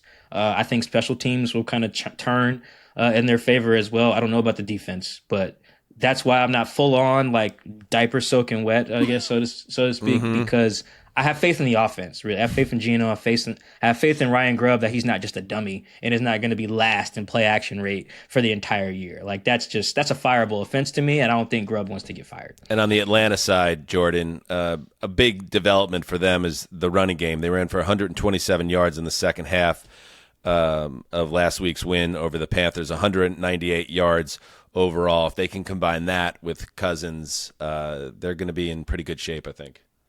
Yeah, it's fun to watch that come to life and then become something that they are tentatively starting to understand they could lean on a little bit more. Michael-Shawn went over the issues already with the Seattle run defense, among many other issues that they're having on that side of the ball. And this is absolutely a game where you just see how many times you can run it out of duo. You see how many times you can run outside zone against these guys and stretch. They're already playing this gap and a half technique, see if you can stretch them even wider, and then you pass it. And I think that this is going to be a really effective running opportunity to keep developing that identity with Atlanta. And then on the Atlanta's defensive side, I mean, they've sort of been like, their safeties are good, and they've been in the middle in terms of, the pressure that they've been able to get, and middle, lower third at times. If you can't get pressure against how this Seattle O-line is playing, and it joins the point of Mike saying they got to start moving Geno's pocket a little bit more, you got to protect him, because if you're just having him dropping back, he is so good when he has, when he can throw the ball quickly and when he has time. We saw it at the beginning of the year, he can dice you up. But he shouldn't have to be doing that all the time. And Seattle's offensive line is just absolutely letting him down. If you can't pressure against this Seattle offensive line, you can't get pressure at all. Nick Bosa, I had to quadruple check this. Absolutely abused the tackles. 14 pressures in one game. Ooh, this is unbelievable.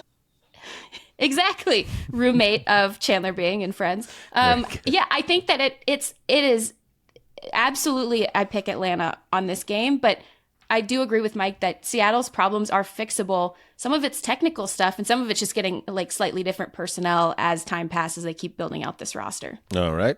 Let us move on. Jesus Christ.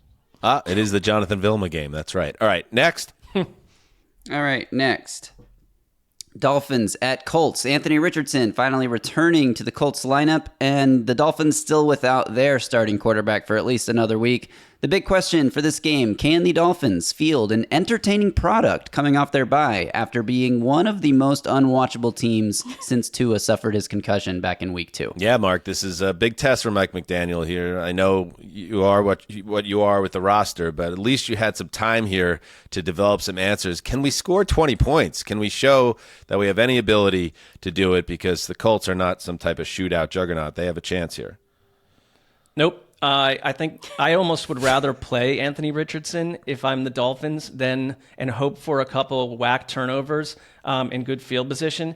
This is a Colts team you can run on, and we know that. That's been consistently true week after week. And so part of the plan needs to get the ball out of the quarterback's hands as much as you can. Devon Achane had a concussion. It's unclear if he will play or not right now, but whoever you've got back there, I would grind out 35, 36 rushing attempts, take advantage of a soft Colts defense, hope for some turnovers, and hope that Joe Flacco doesn't get in there, because then the whole thing's over. Yeah, and the part of the problem is the Dolphins have been trying to run the football to make up for the fact that they don't have a quarterback, and defenses have just been stacking the box. Before Achane got hurt, he was just getting blown up in the backfield over and over again. So the offense has been completely lost at sea during this post-Tua slump right now. And Mike, yeah, I think we will get Anthony Richardson back in this game. And, we want to start seeing some development, but staying on the field, it starts there. Yeah, it's kind of funky that Joe definitely gives him the best chance to win every week right now. I want to see Anthony Richardson, but yeah, if you're the Dolphins, yeah, throw the young guy in there. Well, he'll throw us the ball once. The downside is though he also might throw it over your head as a defense for an explosive or two. I need to correct a stat that my homie Tashawn Reed at The Athletic tweeted about. Mm-hmm. He was at the league meetings in Atlanta, and he had mentioned that there's no offensive play callers of color in the league right now as an issue that the league needs to face. He's wrong. Mike McDaniel, black man. The Niners got 2 third-round picks because that dude's dad is black. So we need to give him some love there. Googling Mike McDaniel background. Oh yeah. There's an old picture of his mom and dad. Yeah, no, his dad looks like an old R&B soul singer.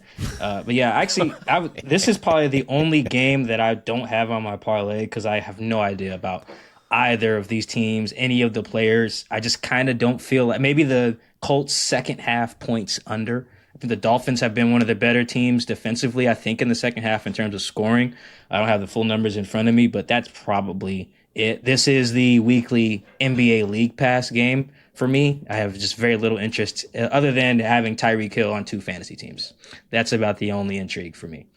While I was doing my research on Mike McDaniel's background, I found this incredible screen grab from some local Denver show called Broncos Tonight. It's a Michael McDaniel. Does he have the earrings? Is it the photo of him with Broncos the earrings? ball boy. Yeah. This is incredible. This is fascinating. Wait, Mike McDaniel's dad. Oh, wow.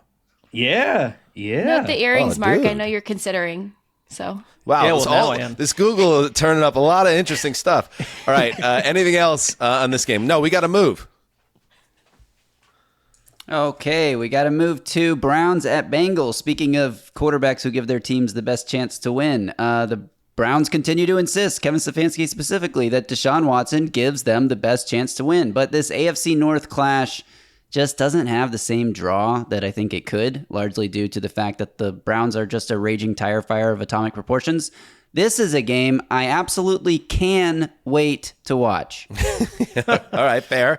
Nice one. We hopefully we get a nice contest here for Spiro Ditas, Adam Marcelletta and Aditi. Let's not talk about the quarterback here real quick, Mark. Let's instead talk about the Browns running back, Nick Chubb, who looks like he's coming back this week after one of the more grotesque knee injuries that you'll see. And make sure you're watching us on YouTube and subscribe, by the way, hashtag 48.4.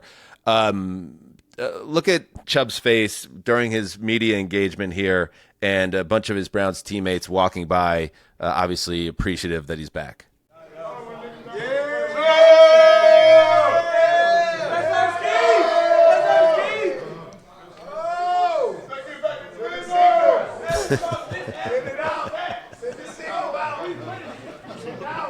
I love Chubb, Mark, his demeanor. He's such a throwback dude. Like, you could tell that just based on what you're reading about, what he went through over this past year since that knee injury to get back on the field. And you just hope that he's going to look like Nick Chubb, and even if it's not this year, maybe next year. But just that he's back, that adds, a touch of class to the Browns, which is something that's been sorely lacking with the guy behind center. He is my favorite Browns player since Ernest Biner. And I think for many reasons, he's a complete throwback. He wrote he was part of an incredible piece for the Players Tribunal, I think that's what it's called. And, he doesn't talk much. And so to even hear him when he does, it's like he's beloved inside that building. And if there is a team in the league that needs someone like that, I think when he runs, he reminds me of Jim Brown. And I know that I'm not overstating that, I don't think, because Nick Chubb has been a huge difference maker inside this division. He is that special. And when they've beaten in years past, when they've knocked off the Ravens, which is infrequent, he's always been a big part of that. The weirdest thing about this game, and he will be back, and they have both their tackles back, and I think that makes you a more functional offense. How much will we see of Nick Chubb? I don't know. I think there's definitely a plan to it's going to be a runway, but it does matter to have that offensive line fixed to some degree, to get your running. They've been real hot and cold on the ground. Joe Burrow is 0-4 in Cleveland, and the Bengals have lost by a score of 28-16 in those 4 trips. Whoa. And these were some bad Browns teams that just put it on Burrow every single time.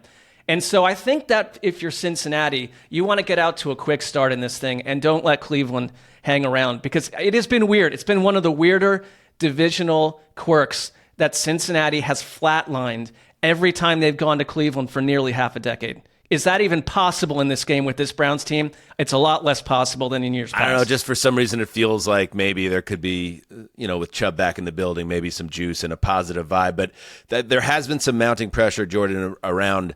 I don't know if it's pressure. I know it's external, and Bengals fans in general who have always been, I think even with the Super Bowl trip, not totally sold on Zach Taylor. And I think one of those things is, okay, so Stefanski and the Browns have Zach Taylor's number. It's like, does Zach Taylor have the ability to pivot and understand what has failed and scheme his team into a better position? I think that's a big part of this. Well, I think so much of it is Joe Burrow, too. And, we've seen him do everything he can so far to this point to lift this team when, it's been very, very sketchy on defense. They cleaned it up a little bit recently, but I don't trust some of the things that they tried to stay intact through the rest of the season. It's possible that this defense just is not very good anymore and will stay that way until they move some pieces and try different things, get some guys back. This is interesting to me because this feels like you're catching the Browns, regardless of getting Nick Chubb back. And by the way, that is a player and a human being who you build a franchise around. And the juxtaposition in that press conference could not have been more clear. Right. And who has the locker room, and that could not have been more clear. And I love the look on his face as they're walking. It's just a beautiful thing. But even with that bump, that little pop, I mean, you're still catching Cleveland at essentially rock bottom, right? And even in a way, if you look at it through a pessimistic view, even you have Nick Chubb back. Okay, here's a reminder of what you're wasting. You know, like here's a reminder of everything. And so if you're Zach Taylor, so all to the point of, if you're Zach Taylor, I don't want to say it's a job related win or lose, right? I don't want to go that far yet, but this is kind of a must win, and it's a must assert and kind of be not passive, right? Like go do the thing, right? That's what I think Bengals fans want to see from the head coach. And I was scared as someone who's still in on the Bengals. I didn't love the way they played against the Giants on Sunday night. That game could have went the other direction, and then their season is over. So I don't give them the benefit of the doubt. I'm glad you added that context, Mark, about Cleveland's success historically. Like this game could end up again being way more uncomfortable than Bengals fans want it to be, but that's kind of been the DNA of this team. Next. All right. Titans at Bills. The Bills are the biggest favorites of Week 7, laying 9 points at home. But 3 of the Titans' 4 losses this year have been decided by 1 score. So will this one be competitive? Probably not. If the Titans hope to be competitive, they'll probably have to lean on Tony Pollard and the ground attack. The Bills are allowing over 140 rushing yards per game. I just wonder, what will Will Levis do this week? Yeah, we shall see. We'll see. Stick a pin in that, Justin. But, yeah, there you go, Money Mike. 9 points of wood Buffalo's laying here. And Amari Cooper is on the team. We'll see what kind of role he has. I'm sure Tennessee would rather they not have gotten a number 1 wide receiver in time for their matchup, but here we are. Yeah, going back to my thing being critical of the whole we don't need a wide receiver 1, Buffalo tried that. What did that last? 6 weeks? I know guys got hurt, Shakir got hurt, whatever, but it's hard to do, man, if your quarterback and your OC are not just absolutely killing it. Like I mentioned, the Packers are. But, yeah, Buffalo, yeah. You didn't even make it to Halloween where you're like, yeah, because they're trying to get a chip. They're trying to get over the hump. But we're not just trying to go 10-7 here. I like that they embrace the urgency of it, quite frankly. Yeah, they had to. I think every team needs someone, who dictates coverage. And Amari Cooper does that, even if it's just as simple as, all right, Christian Benford, you're playing really well. Go, hey, you got Cooper. I don't know what jersey number he's wearing, but you got Coop. You know, this week, this is your guy. They play a lot of zone more than following, but still, point remains. You just need a guy on offense. Benford's on the other side, but you just need a guy like Snead, like you got Coop, like that. That matters, you know, and how teams structure their defense every week. And Snead probably will follow him, you know. And I like whatever Amari Cooper's over is. I couldn't find it. I don't know if him and Devontae Adams have overs yet available on sports books. But whatever it is, hammer both of them. Justin, can you check out the underdog higher or lower on Amari this week? Yes, please. Yes, thank you. But yeah, I think that was it's so obvious for Buffalo that was not sustainable. The whole everybody eats thing and all that. It's, especially to your point, Dan, when you're trying to win a championship, you want to be a frisky wild card team, restore your franchise or whatever. Then yeah, maybe you can just have a bunch of really good receivers. But I think teams that want to win a title, you got to have wide receiver 1. I'm very happy Buffalo pulled the trigger on that. I think Cooper is exactly what they needed to potentially get over that hump if they got to go to Kansas City in January. And their run game. Do you guys remember some of the reporting around then Carolina Panthers head coach Matt Rule's decision to fire Joe Brady was because there was some reporting around as like Matt Rule wanted to run the ball like a specific number of times per game because he had never lost a game at that number, and they didn't have Christian McCaffrey at the time, and it was the Sam Darnold was imploding. And there's like some irony, I think, in the fact that Joe Brady and the Bills collectively have one of the coolest and most successful and most effective run game plans and schematic diversity in the NFL. I mean, Ray Davis was so fun to watch. Even without James Cook in the mix, they clearly have guys they can go to. Josh Allen adding that element as well, converting that crucial third down late in the game. They're running at over a 50% rate, and they're doing it well. And so when you also now have the multiplicity of adding a bona fide 1 into the mix, again, you're just putting more and more stress on a defense. And you could play when it's cold, you could play when it's warm, you could play in a dome, you could play outside when it's cold. And I think that that's really what the statement is that they're trying to make here. What do we got, Gravedigger? No higher or lower posted for Amari Cooper. I think they're trying to work it They don't know if out. he's What's his playing role yet, I going to don't be? think. Is he going to play? Yeah. Okay, good to know. You have any Titans takes before we move on there, Justin? No. Are you on a break? I'm not on a break. I've just been emotionally detached for. How about me and years you? We hop on a plane, two dads on a break. We head to Vegas. I'm in. I mean, I'm always willing in to for take a Vegas. break from my team if that's where we're going. Like they're. No, I need it. you guys got back together in September. Remember? Well, that's you. We know that doesn't work in real life when you do that. So. Is there a Baja Cantina in Vegas, Dan? Are we You going to guys check okay? it out? There's a Baja You guys all look- Cantina everywhere. You know, that's what I found in my life here on the left side of the country. Next. All right. Raiders at Rams. Another game with a huge point spread as the Rams are favored by 7. They are getting much healthier. Cooper Kupp is close to making his return. Meanwhile, the Raiders have officially moved on from Devontae Adams, but that will not solve the Max Crosby is pushing his coaches on the sidelines problem. Oh, yeah. Can we see that? I feel for Crosby. Well, I don't, you shouldn't push your coaches. But, it's got to be tough. This guy gives everything and is such a warrior. And I just hope he's not one of those dudes that, Mark, just gets stuck on a bad team forever. I just hope that's not Max Crosby's fate, because what he came back from in his personal life to become this dominating star that is a leader on that team, obviously the frustration's boiling over because it's kind of a shitty situation in Vegas.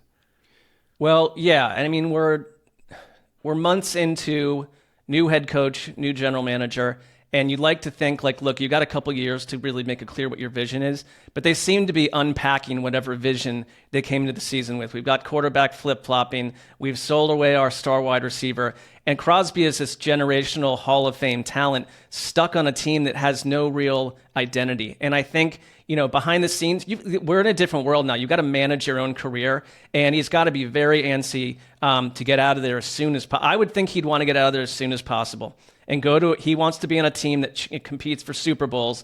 And so I wonder if this heats up. Yeah, I just could see it heating up. It's a shame too, because he's such a Raider, and it would stink to see him, either get moved or force his way out of there because that fan base, they love him too. Number 29 in our power rankings, the Raiders. The Rams are number 24, Jourdan. And yet I feel like this is a team, if they can get things in order, get their house in order, can make a charge up those rankings and back into the playoff race. How bullish do you feel about the Rams getting hot here?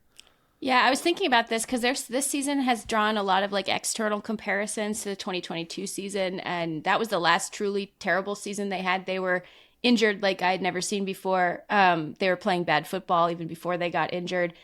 The pro scout who was in charge of finding 18th and 19th linemen to pull out of the police academy to start at center and out of a basement to start at right guard.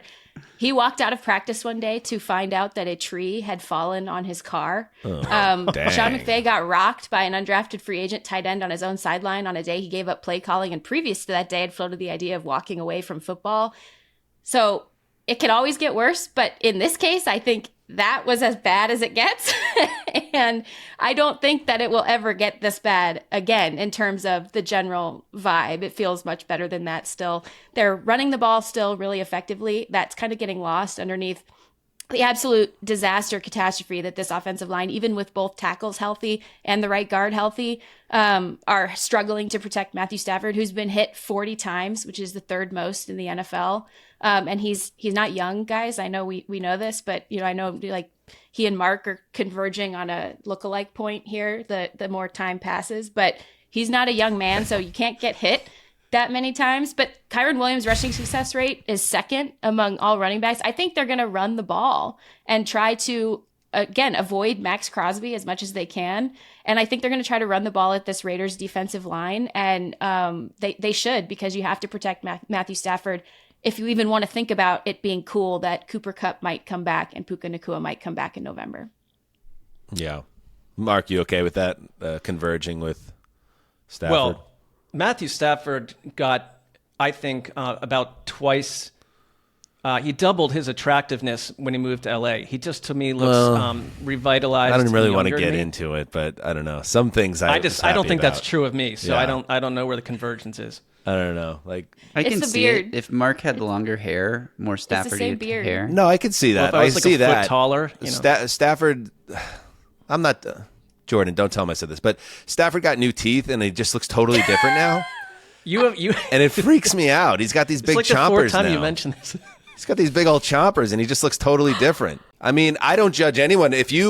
Whatever you want to do to make yourself look better or feel better about yourself, get the veneers. That's cool. Like, the dental industry has really come a long way in the last 100 years. But sometimes when you do that, it totally changes the way you look. And that's actually old Matt Stafford smile. I thought there was a Sessler Stafford convergence. Now it's more like a George Hamilton type situation going on with Stafford. I don't know. And I'm not throwing shade. I'm just saying it's something that I always clock now every time I see him. Mark, your thoughts. I agree. You know, it would be funny if, Mark, you got like the big Matt Dillon chompers from There's Something About Mary. Like, then I would like to see like a side-by-side. I'll work on that. Mark, oddly uncomfortable with the conversation. No. What's the matter, Mark? You're being complimented here.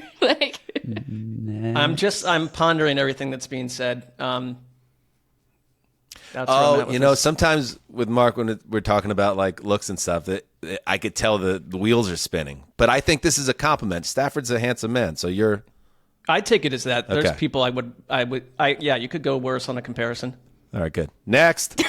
All right, next. Panthers at Commanders. Oh, This one more game- thing about the Raiders fans, because I caught some shit about it. I don't know if you got some too, Mark, but people were like, you guys did the whole Devontae Adams trade conversation, didn't talk about like the Raiders side of the trade. I mean, what do you want? You got a third round pick that could be a 2, but it's probably just a mid round pick. It was a strange signing at the time for where you were as a franchise. It's cool that you went for it, but it didn't work out. And now your wide receivers are Trey Tucker, Jacoby Myers as your number 1, DJ Turner, Tyreek McAllister. I mean, what is there to say? I mean, there's not. Bowers. There's a lot. Yeah, Bowers is. We have mentioned Yes. Bowers, I think, every Sunday because that is working out very, very well. But I need to understand what the Raiders are trying to accomplish. They lost a tug of war with a star player. I mean, that's not a positive. Yeah, Bowers probably will be the most targeted tight end in football, you would think, for the rest of the season. He's the best if he tight can end in stay football. healthy. Subplot: Sean McVay trying to trade up to get Brock Bowers, and I asked him about it this week, and he glowed over him, and I was like, "Oh, awkward." Interesting. All right, next. Cool. 8 minutes on Raiders Rams. All right, Panthers at Yeah, who asked you? Commanders. Who asked you for takes about the length of the show? Yeah, no, it's fine. None of us No should one- speak for the next ones. Then No one We can just complain Let him go. that we're not covering every single game. Panthers at Commanders. This game does And let not it be said offer- that I wasn't going to say anything about the Titans, but I said, you know what, I'm going to be cool. I'm going to throw it to Justin to see if he has anything to add, and he hit us with a no comment. Let's go to Vegas. So we just having conversations here, and some go longer than others, but it's all in the name of good discourse, Justin. Yes. So you shouldn't shame us for it. I'm not shaming. I'm just observing. All right. Observing. For the 4th time, Panthers at Commanders. This game does not offer very much in the way of intrigue. The Panthers currently operating as the worst team in the league per the latest HTC power rankings. But Jaden Daniels is playing. And for me, Jaden Daniels is must-watch TV whenever he takes the field. Interesting. You didn't go must-see TV. Could have had a rhyming Must structure. watch. Passed on it. Yes, that's cool. Mike, that is the thing to watch here, I guess. You get to watch the number 2 overall pick do his thing as the number 1 overall pick from last year sits on the sideline.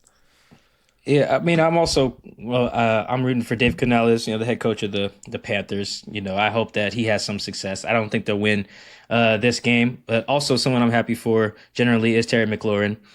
He's had that little very DeAndre Hopkins, Larry Fitzgerald like run stretch there where the quarterbacks thrown to him weren't very good, and then when D-Hop finally got a guy, they just tore it up. And I think Terry now is like he could potentially be an all-pro dude with the numbers he could put up with Jaden Daniels. You know, I'm just really happy for him to do that because he's been really good. You know, he's in that same draft class as DK, Debo, AJ Brown. I think that's all the same 2019 class, and those guys have kind of been more of focal points. They've made the playoffs and stuff like that, have big games in prime time. Whereas Terry's been just as good talent-wise, but just has been, I think I saw a tweet with a list of his quarterbacks in his career. Oh, it was nasty. It was very bad. So I'm really happy that he's got a competent dude who knows that part of his job is to get Terry the ball, in big contrast to Kyler Murray, who was like, it's not my job to get Marvin Harrison the ball. It's like, what's wrong with you? Said that after week 1. Jaden knows it's quite the opposite. Nope, I need to throw the ball to 17 early and often. And yeah, I'm really just happy for Terry. If there's any reason to watch this game, it is that. And Terry's over as part of my parlay that I'll we're getting closer to the big reveal of the parlay. I also like that his name's Terry. It's good to just say Terry. Hey, how's Terry doing? Just we don't have enough Terrys anymore. And we're on the same page. We're parking our car in the same garage, as Sheck would say, Mike, because as I said last week, Terry was the orphan boy with the club foot and rickets that got adopted by the millionaire family on Christmas morning. Like this, we're happy for him. We're happy. Any other thoughts on this game? Well, I don't want Justin to get mad at us, so maybe we should. I know. I I'm a have little. none. I think we're I have all a none. little. I've become very conscious of the time. Old mean dad. You know, he's like, he's a mean dad. He's on a break, and he resents the kids when he sees them instead of treating them nice. That's how I feel right now. You should be showering us with gifts, Dad. I'm dad now. Next. Yeah. Next. Yeah. Okay. You frightened us into just moving. Yes. All right. Chargers at Cardinals. I hope you're subscribed to ESPN Plus because The if you're bad not, boy of HTC, Justin Graver. Put him in a motorcycle jacket. You're subscribed to ESPN Plus because if you're not, you will not be watching this game. If anybody can figure out what the Cardinals are as a team, like, please let me know. I'll tell you what they're not. They're not legitimate contenders for anything except maybe to be this year's berserker team. The Chargers play football kind of like a berserker team, so this actually could be a fun back and forth matchup, but it depends on which version of the Cardinals shows up. Zestog, put that clown mask back on. You went down in the clown mask bowl. Well, yeah, I'm not falling for that again. To Justin's point, so you open the season, you lose a one-score game to the Bills, promising. You drop 41 points on the Rams. You lose a one-score game to the Lions, promising. And then you get destroyed by the Commanders. Then you nip the Niners, and then you totally no-show, and one of the biggest no-shows I've seen against the Packers. So I like Jonathan Gannon in theory. I like Drew Petzing, but this offense, this defense, the defense has consistently been a problem. But this team seems to just arrive and disappear at will in a way that would suggest like multiple personalities. Or bad so coaching. I'm not.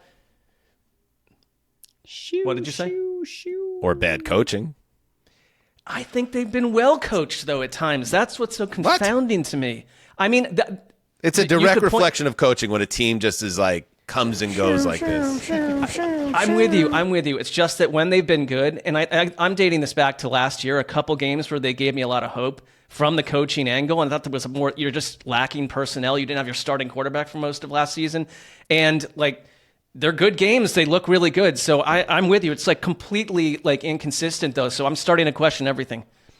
Mike? I'm not ready to give up on the Cardinals. I am disappointed in them. Not mad, just disappointed. Like Justin with us? Yeah, it's like I'm projecting how I feel in this show today. But yeah, I think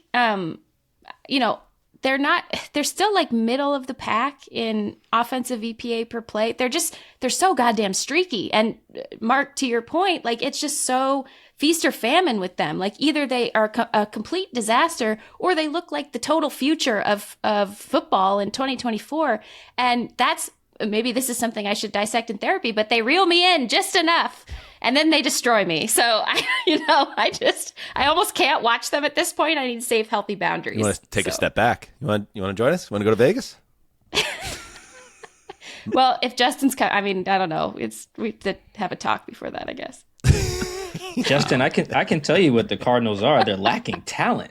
They just don't have a lot of talent, man. You just watch them and you're like, wow, they could use such and such. Like I think about college football when I watch them. I'm like, what edge rusher should the Cardinals take? What DB should the Cardinals take? They just need so much stuff on both sides, particularly on defense though. Like it's really rough up there. They should be like at all of Colorado's games, making sure Travis Hunter is okay. I don't think that a player in the NFL can play both ways, but if there's a team that could use someone to play both, it is the Cardinals. They could use a number 2 receiver and a number 1 corner. Like it's really, they need a football Ohtani. Yes, they're just lacking. That's why they're so streaky. They're they don't have a lot of talent. It's hard to just out scheme the other team every week. So yeah, that's what they are. A team that really needs a lot of talent, particularly on defense. On the other side, Justin Herbert's getting healthy and starting to really kind of look a little bit more Herberty as time passes. And Rashawn Slater and Joe Alt, I love watching them. I think they're one of the most exciting tackle tandems to watch right now, and really kind of started out that way as well. They're at 4th and 5th best at their respective positions in minimizing pressure, according to True Media. And that's helping Justin Herbert come alive into his Herberty self. And I think this is the defense is also legit. I mean, I think because we are so ready for Justin Herbert to kind of break back out into the quarterback we know he is, we're kind of overlooking what a job Jesse Minter has done in turning this atrocious and 28th in EPA per play ranked defense into like a legit bona fide top 5 defense. Before we move, Jim Harbaugh, of course, had the health scare on the sideline. And, Jim did not let us down when he elaborated on the situation with the media this week. Yeah, good news. Just talked to the cardiologist before I came in here. Got some test results back. The heart of an athlete is a direct quote from the cardiologist. So that made me feel good. And he said stress test was really good too. I think he used the word incredible. I think he did. That my stamina was incredible, and heart got stronger as it was more stressed. So, and back in rhythm. Hopefully that that sticks. We'll got the monitor on. So good news. I took that as a compliment. Nice, Jim. Live long. Almost a Donald Trumpian speech pattern early on in that filibuster. All right, let's take a break, and when we get back, our fearless predictions. Are you playing on Underdog yet? Maybe you don't love the idea of building a pick'em entry. That's okay, because Underdog also has streaks. Enter for as little as $1, get a nice streak going, 1 pick at a time, and you can win as much as 1,000 times your entry. Or if you built up a streak and don't want to risk it anymore, you can cash out your streak anytime. So download and play on the Underdog app, sign up with the code HTC, and receive up to $1,000 in bonus cash for our U.S. audience only.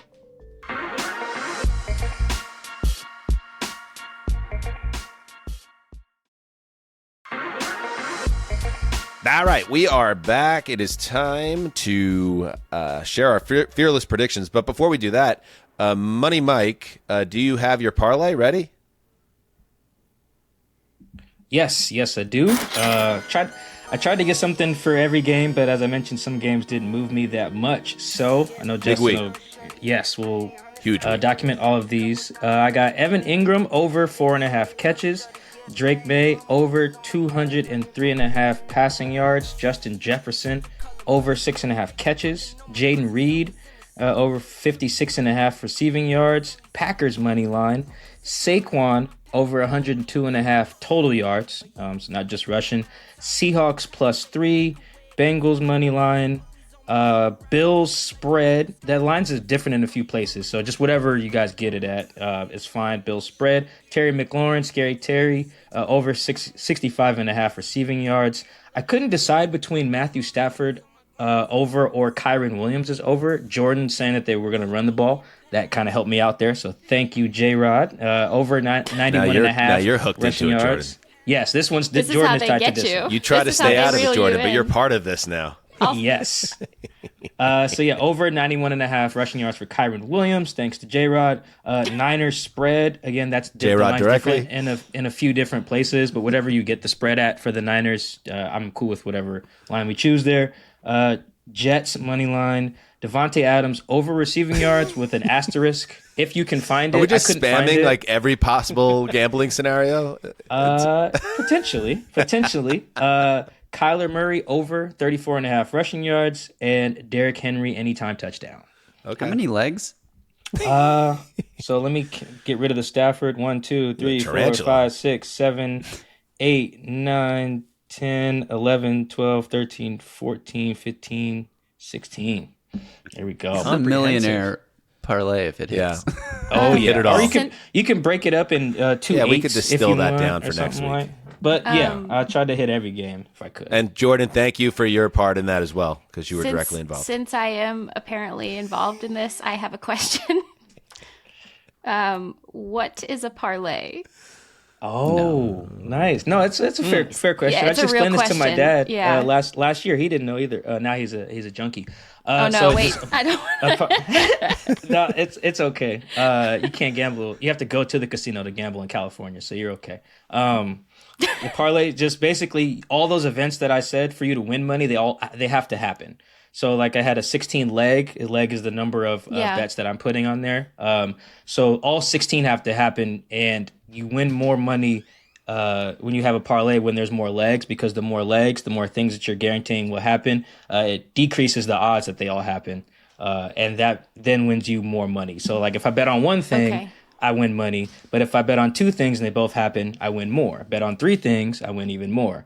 Bet on 4 things, you win even more. So But they all parlaying, I'm have to putting them all happen. together. Like if you have Correct. 16, all 16, you can't. If like 3, you can't get money off of 3 versus Correct. Yes. Correct. Oh, okay. But if you play on underdog and you do a pick'em entry on underdog, you can There do he it as is. a flex entry. And you could, if you had a 4-pick entry, you only need 3 to hit to win money if you are flexing that on underdog. How about that? So That's why you got to get on the Underdog app. Absolutely. Yes, great plug there. So like I said, I gave my dad a 5 leg. I gave him 5 things last week. Okay. All 5 cashed. And yeah, the 5th one happened at like the final second or something like that. So yeah, you need all of them to hit, which is why Justin asked me how many legs is that, because usually it's hard to get 16 things to all happen at once. Typically, usually people yes. do 3 legs, 5 Seems a little legs. Like no, it So happens, you're though. saying you're not going to file a 16 legger here. You're going to pick amongst that group. No, I'm just going to send my dad this whole thing, and I think Okay. he's going to play them all as. I'll leave it up to him. I'm not going to tell him how to, Right. bet his money. But I'm going to send him the text. Say, here's what I like this week. He can add to that or subtract however he likes, but that is the text he will get. I love that. I love that. Love dad stuff. I'm going to send my dad, Keith, the 16 leg parlay just to get his reaction. He's like, Danny, the odds, they're astounding. I don't like it. All right. Without further ado, fearless predictions. First, let's check on week 6. Let's see. Where are we at in week 6? Our fearless predictions. How did we do? Starting with the Zuzzer. Jets get the Bisaccia bump and beat the Bills by at least 7 points on Monday Night Football. The Jets are the one team that can prove the Bisaccia bump isn't a real thing. Incredible. You almost got to admire it. Michael-Shawn Dugar, week 6 will have at least 10 quarterback rushing touchdowns. How many do we get? I think only 4.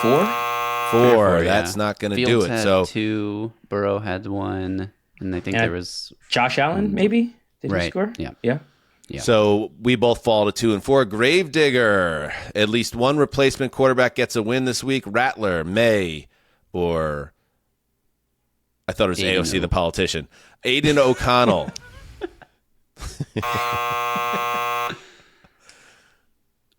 Sorry, bud. 2 and 4. But the good news, Jourdan Rodrigue off the schneid. Devontae Adams will be traded before our next taping. Boom. Big dub. Club dub. Welcome, Jourdan. How does it feel?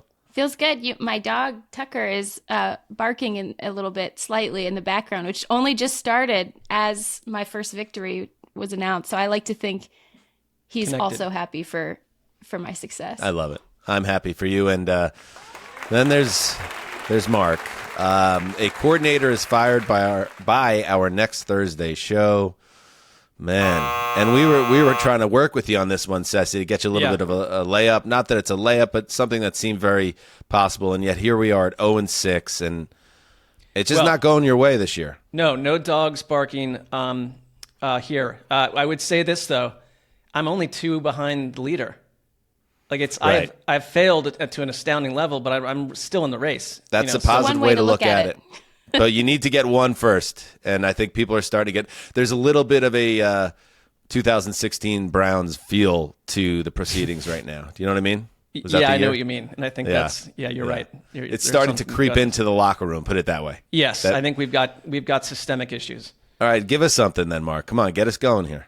Well, so I send this to Justin early because if you go look at each of my picks, they've become very close to true the week after I do it. So true. Instead of going down the same road of failure, I'm going to go back to what I picked last week, this week, that a coordinator or head coach is fired before next week's show. It's going to happen. And no, I think it's good strategy. It's sneaky. We're at that point in the Sneaky's season. Right. Yes, I am right. Because you were about to do it, and I thought we might, team up there. So you're just going to keep that until someone gets fired? That's almost not a prediction, because eventually should roll someone it back will. every week. It's not even a prediction. It's just like. I will not be allowed to use it 3 times in a row. This is it's not a ploy, but it's a bit of a trick play. Okay. That. It feels a little desperate, but if I were 0-6, I'd say I'm in a desperate spot at this point. So. All right, I'll go next. We mentioned Will Levis, Captain Mayo himself, has been on an incredible run of meme-worthy moments. I believe he will have yet another one in Week 7. Who the Titans got again, Gravedigger? The Bills. Oh, yeah, that's part of the reason. I feel like he's going to really be forcing the action. He's got Josh Allen, who actually can do crazy stuff and be successful at it. So it's going to get Will Levis even more pumped up, and it's going to lead to something very highly meme-worthy. And I'll let you guys decide whether it crosses the necessary threshold, but I think it will be something so funny, quite frankly, or disturbing to Titans fans, depending on your perspective, that we'll all know exactly what the Week 7 meme was when it happens. Look out, ball boys. I hope we have multiple candidates for this too to parse. During the Titans gravy boat section, because that was a little short today, I think. So hopefully we'll have a lot of those to talk about during that section. I think that'd be good for the show. Good luck to you, Justin. Money, Mike. All right, so we're going to just treat it like the definition of porn. You just know it when you see it there with the Levis thing. I'm fine with that. So mine is, I'm going with in the spirit of the new guys getting traded. I'll go with both Amari Cooper and Devontae Adams hitting at least 100 yards receiving in their first game with their new teams on Sunday. Whenever you get behind a positive prediction around the Jets, it's dangerous, but I like that you're staying in. You're staying true to your vibe that team's going to click. Okay, that is fearless. New teams. Yeah, I don't think either of the teams that they're playing have allowed a 100-yard receiver. Maybe the Steelers did once, I think, but it hasn't happened very often either. So a little risk there, but I'm okay with it. It's called fearless predictions for a reason. J-Rod, close it out. Well, I feel good because mine is a little bit similar to Mike's, and I'm trying to do more like his predictions because they actually make sense, unlike mine. But so mine is, if both Amari Cooper and Devontae Adams play, then each will catch a touchdown. If just Adams plays, because we don't know about Cooper yet as of this taping, but if just Adams plays, then he will catch 2 touchdowns. Oh, so directly tied together, getting athletic as a tandem here. Very good. That was weird. All right, Justin, you actually close it out. Not how I meant to say that. My fearless prediction this week is that by next Thursday, there will be at least 2 headlines praising Mike Tomlin's decision to start Russell Wilson this weekend. Mark, your thoughts on that one? Well, I always find those dubious because I think last time when you had that, Dan, we used the sun from the United Kingdom, and I don't really. What sort of? Why? What's wrong with the sun? What's wrong with the United Kingdom? No, nothing's wrong with well, some things are, but nothing. It's not tied to the United Kingdom per se. Not going down that path again, but many not flushing down that European path. Yeah, many European people critique that as a source of journalism, and I think if you go visit it, you can see why. So I just Justin can pull this off of the patch somewhere if they want, the Pittsburgh patch. I'll go write my own articles. Yeah, no, Mark, we got you covered there. We're going to make sure, although you're practicing some isolationism, to go back to my old social studies days, it sounds like. I welcome other nations and their reporting. They do great work. So let's see what Justin comes back with. But also Russell Wilson has to play well, which that feels like a bit. Yeah, tricky. I was wondering, should we tie a Steelers win to that? Or is it just if the offense plays well, we're assuming that there will be headlines, even That's if they fair. lose? Mike, Justin, you want to give it a little more structure? I mean, if he gets praised for starting Russell Wilson, I feel like that's pretty. Like, there could be plenty of headlines about the Steelers game that don't even mention Mike Tomlin or Russell Wilson. It also So can't it's come got- from it's pretty Steelers.com, probably, right? I would. Yeah, team website Right. feels Yeah. a little stretchy. Very true. All right, that's it. Good show. Can I see Mike McDaniel as a Broncos ball boy? I feel like Will Levis is like, I want to break that guy's leg in half. They got 2 third-round picks for losing that guy. Gotta love diversity. Mark, I know you're studying for earring inspiration here.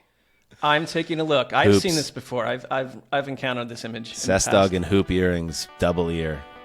No. I could see it. It'd be nice. You're not convincing me to go do anything of the sort. All right, thank you to everybody for watching. We'll recap every game that we previewed on the Sunday show with Connor Orr, so make sure you're there for that. And, of course, Friday morning you will have the draft of the Week 7 games, Sunday games, with me, Justin, Mark, and Connor. So make sure you're on the Patreon, patreon.com/heed the call. All right, that's it. Thank you, as always, to Mike and Jourdan. You guys are the best. Good luck this weekend in your sports coverage. And until next time, do what you must do. Heed the call.